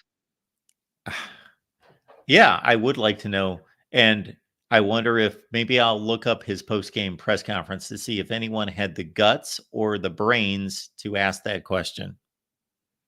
So I'm just so you're I'm watching this game. Are you watching the game live in the corner of your? Well, I just posted a comment that says that San Jose State's in the red zone. So I just looked down here. Yeah, they are in the red zone. Here's a throw to the end zone. Incomplete's 4th down and 10. So here's my thing. Hold on just a second. We have a flag here. I need a pick 6 to get this game against the spread. And if that's all you're concerned about, isn't it? How about this, Mark? I want my record to be good. Yeah. Did you see this stat after the Nebraska-Illinois game? Nebraska has had 7 straight overtimes where they have not scored points. Oh my word! That's 7 incredible. I've never heard of anything like that. We talk about losing close games, and by the way, Matt Rule is like what 1-6 or something, 1-5, 1-6 in 1-score games since he's taken over. Yes, but they have not had points scored in an overtime game since. Drum roll, please. Wait a minute. The one game I covered from the press box in 2014, that was Iowa, Nebraska, when they beat Iowa in overtime in Kinnick. And Nebraska has not scored points in an overtime game. They had 7 different overtime games and have not scored in any of them since. Now, to their credit or defense, I'm sure there were a few of those games, like this game, where they gave up a touchdown. They started on defense, gave up a touchdown, so they had to score a touchdown. But that's not okay. How much better is that? Because you're just saying their defense has sucked in every game as well. Either their offense has been horrible in overtime, or their defense has been horrible. Well, yeah, there's no way around it. It's like the Fran Brown thing. I'm grappling at something to try. Or both, because in today. It was one of the most miserable performances on. But I mean, I'm looking here, and when's the worst time to take a sack as a young quarterback? Again, let me reflect on my Iowa experience. 2009, Iowa was in the Big Ten championship game. James Vandenberg has had a unbelievable heroic performance in the shoe with Stanzi out. But what does he do in overtime? He takes a sack on, I think it was the first series of overtime, pushes him out of field goal range. Now, ironically enough, that was Iowa got the ball first in overtime. So they weren't in a situation like Nebraska where they knew they had to score a touchdown, but you don't take a sack in overtime. we're not punting. All right. Yeah. So you don't take a sack in overtime. So it's just amazing to me that now here, can I just ask you a random question? Have you ever heard a scenario where somebody has punted in overtime?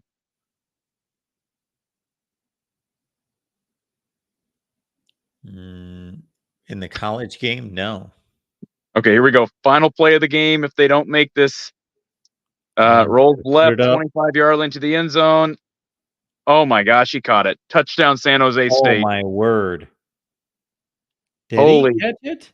Yes, he did. Oh my goodness, what a catch. And he's hurt.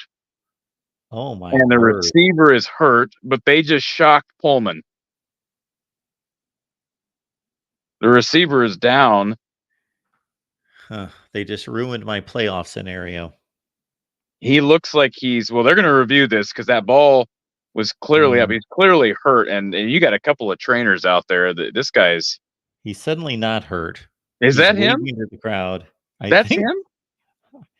Well, the guy that's waving to the crowd is the guy that was 2 seconds ago looked like he was deformed over. I don't see anybody else laying on the field, or they'd still be showing him. What on earth was he laying on the field grabbing himself for? Yeah, he looked like he was about dead, and now he's running around waving at the crowd. Maybe he just needed a tummy rub. Well, it looked like one of those. Okay, so now they're going for 2. Now you got to take a knee, right? No, they're going to go for 2 to actually score? Sure. There's 26 seconds left. Ooh. Yeah, I don't know about it. Why? No, you go up by 3. 26 seconds? Okay. But yes. I guess Washington State. Okay, calm down. Didn't you see your own game against Iowa State? Let's not lose our minds here. All right. I was thinking you don't want to take a risk of having a 2-point conversion return for 2 when you're up 1. Okay. That's what I was concerned about. Yeah. You're right. That is the same guy that went down like he was hurt. What on earth? Oh, the other guy took it away from maybe the intended receiver. That was a great catch. Yeah, that was a heck of a play. Yeah, I missed this game. Interesting. And then the guy he took it away from got the 2-point conversion. So the game's not over. You're right. But with a 2-point conversion that makes it more difficult, we may have an overtime game on the CW. Yeah, we might. 3 to 4 plays, most likely here. I mean, this game definitely hit the over, right? 46-43. So anyways, there was something else I wanted to bring up to your attention. I don't remember what it was now. Somebody earlier, what was the comment that somebody earlier made that your guy called in about Notre Dame, and they said he finished the call by saying that the difference between Notre Dame and Ohio State is Ohio State's had a championship. Well, let me reiterate what you said earlier on that call. No, the difference between Ohio State and Notre Dame is Ohio State's got a championship and did it by going through a conference. That's the difference. Let's not act like we talk about tradition and all that nonsense. It still is Notre Dame's decision to not join a conference. And as we've talked about this on a number of occasions, the powers that be should be punishing for them that they should be punishing them for that actively on a year in and year out basis. And they should make it very clear that they're punishing them for that. It doesn't need to be an unwritten thing. On ESPN, when the playoff committee gets together and makes their selections, they should say very plainly, Notre Dame likely would have been in had they won a conference championship game. But because they didn't have a game to evaluate, we had to consider it a loss since all these other teams played, even the ones that lost, they played in conference championship games. Corey, this is one of the most ironic situations concerning what you're bringing up right now. So listen to this. You'll be aware of it once I explain it.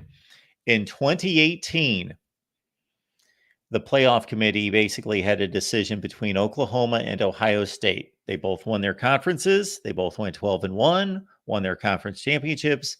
So the committee selected Oklahoma, and Ohio State sat at home.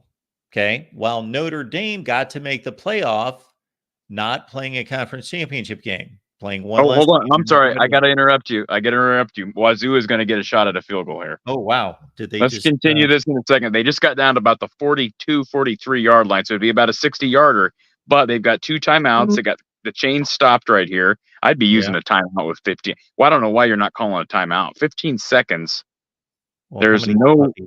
Yeah, they've got there's 2. no reason to take time off the clock here. I don't know why you wouldn't use one of your 2 timeouts. So that took them 11 seconds. I guess he got out of bounds. My mistake. He got out of bounds. The clock did stop. And that boy, he's going to shot here. He's going to get. He's got a. Well, he's close to the first down, 35-yard line. So you got about a 53-yarder from there. Yeah. But the clock's down to 3 seconds. Yeah, they're going to have to kick. And they wasted it. Well, they still had 1 timeout. They've got 1 timeout, so they got. But it doesn't. Yeah, at this point, it doesn't matter. So 53-yarder. You know anything about the Wazoo kicker? I do not. What's his name? Janikowski. That's a good name. If you're a kicker. Hey, this guy's going to make it. Is that? I'm assuming he's maybe his son, Sebastian's son. So shoot, this guy could make it from 60. Well, daddy could. We don't know about him. That's funny. Let's see if I can. So they put 2 seconds back on the clock, just as a reference. Put 2 seconds back on the clock, but this will likely be the last play of regulation. Trying to find this kicker.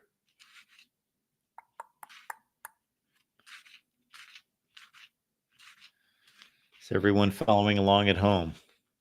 5 seconds, 2nd and 2. Did they put this guy's stats up? Field goal here for Janikowski. 52-yarder for Dean Janikowski. He from the went right hash. last year. Good snap. Kick is up. Looks good. It's going through. That is good. Wow. We are headed to overtime. Nice. 46-46. We're headed to OT. Let's see. Wow. Well, the CW has not updated the score. I think it's going to overtime. It says end of regulation, San Jose. Okay, there they go. They just updated the score. So it's 46. You're a little slow on the CW. They're not used to doing football games. They're new. No, they're not. Now, this guy's been their kicker for the last 3 years now. Boy, that kick had no doubt. I mean, that was a beautiful kick. Yeah. Very nicely done. You prefer, as a right-footed kicker, you prefer the right hash typically. Yes. Well, assuming you have a draw, but that didn't draw. That just went straight through. I'm all geared up to give you this scenario because of your complaints of Notre Dame. So, okay, it's 2018. You remember our scenario? Notre Dame made the playoff at 12-0. The last spot was decided by the committee between Ohio State, Big Ten champion 12-1, Oklahoma, Big 12 champion 12-1. The committee selected Oklahoma. Okay, so Ohio State gets left out, even though they play and win a conference championship game while Notre Dame's sitting at home. Okay. Real quick tonight, let me ask you: the Ohio State loss. Where was the Ohio State loss? They lost to Purdue by 4 touchdowns. See, that's. So my complaint has nothing to do with Ohio State. Okay. I'm not complaining about Ohio State or Oklahoma. I said it was a toss-up. Ohio State had a much better string of wins. They beat more top 15 teams than Oklahoma. It really came down to Oklahoma was able to avenge its loss in the conference championship game against Texas, and Ohio State was not. So anyway, regardless, the point is that the committee had to make a determination between 2 conference champions that were 12-1, and they selected Notre Dame at 12-0. What's ironic about this situation is that Notre Dame, who refuses to join a conference, played Clemson in the playoffs, and they lost 30-3. Okay. Yeah, I remember that game. Clemson in the playoffs. 2 years later, only 2 years later, Notre Dame and Clemson played in the ACC championship game. Meaning, if Notre Dame had been in a conference like they were 2 years later when the ACC bailed them out of the COVID situation and let them play in the conference for 1 year, Notre Dame and Clemson should have been a conference championship game 2 years earlier, and that would have allowed Ohio State and Oklahoma to both play in the playoffs.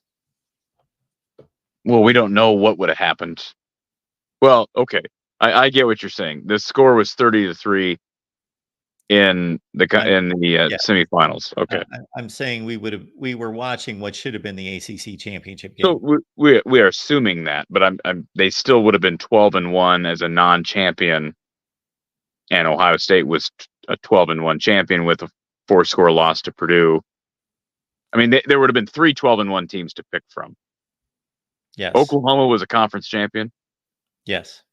Yeah, I think Oklahoma. I mean, my point. Oklahoma and Ohio State should have gotten in over Notre Dame, regardless of, like, I paused when you said that was the year that Purdue beat Ohio State by 4 scores, but at the same time, I mean, yeah, I would have to give Notre Dame an automatic loss for not playing in that game or not playing in a game, and to me, it erases any head-to-head deficiency for the opponent, the other team, as it relates to style points. Like losing, hey, you lost 4 scores to Purdue, but if you refuse to play somebody, what's worse? Not playing somebody or losing by 4 scores? Exactly. Let's see here. I'm curious to look at Ohio State's schedule versus Notre Dame's. So Ohio State. Oh my goodness. San Jose State quarterback just lost the snap over his head, had to go find it, and then launch it out of bounds. They nearly pushed themselves out of field goal range on the first play of overtime. Oh, pulling a Raiola play. Okay. Yeah. 2nd and 10. 2nd and 10. Play fake, taking a shot, and nearly it is picked. Oh my goodness! Oh boy. Stupid pass. You get pressure in your face, and you just put it up for grabs. Yeah, you don't. Now the only way Washington State loses this game, we do have a flag. It's probably a celebration penalty. Yeah, probably. But that is impactful, isn't it? Or yes, that is impactful, Mark. No, wait a minute. Okay, no, it's going to be declined. Ineligible man. Yeah. Wow. Okay. So there. Had that been a celebration penalty, that'd have pushed them back to the 40.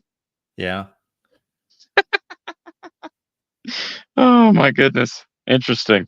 Okay. I'm taking this a terrible pass. Terrible decision. This Ohio State Notre Dame situation here. Ohio State beat number 15 TCU, number 9 Penn State, number 24 Michigan State, number 4 Michigan, number 21 Northwestern. Wow. That was a good schedule. My goodness. That was a good year for the Big Ten. I mean, if all those rankings held true throughout the rest of the season, Penn State did. Michigan's did. Michigan State went 10-3 that year and won the Holiday Bowl. Northwestern, what'd they finish? They finished 8-5. They beat or 9-5. They beat. They lost to Utah 2018. They lost to Utah like in the whatever bowl in California. Okay. Forget what the name of it is. 2018. Is that correct? Let me double check that. Because they and the whole joining the ACC for one season is a totally again. I don't even get mad about Notre Dame. I'm more frustrated with the powers that be, whether it be the ACC school or the playoff people. Oh my goodness, the Wazoo interception! Holy crap! Sweet! You've got to be kidding me! And the quarterback's smiling. That I'll tell you what, Mark. This thing on the CW, this is wow. I got to see this play. I missed it. Wow. What a stupid play call. A stupid play call and a stupid play. I mean, throwing back across the field. Oh. I mean, what are you thinking? Oh, it's What's first down. What? No second down. But what are you doing? And then watch the Wazoo quarterback. I got to show his face here. Show his face, you Yeah, stupid. they don't. Yeah, they don't produce these games well. He was like a sarcastic smile on that kid's face. To me, that rubs me. You know how I feel about players smiling after interceptions. Remember the 2021 Illinois game, Iowa-Illinois game with Petrus and Bryan. That's unbelievable. I don't think have you ever seen 2 interceptions in one overtime period? Not that I can think of. I mean, I've never seen anything like that. Why would you not run the ball? I mean, you have no faith in your kicker.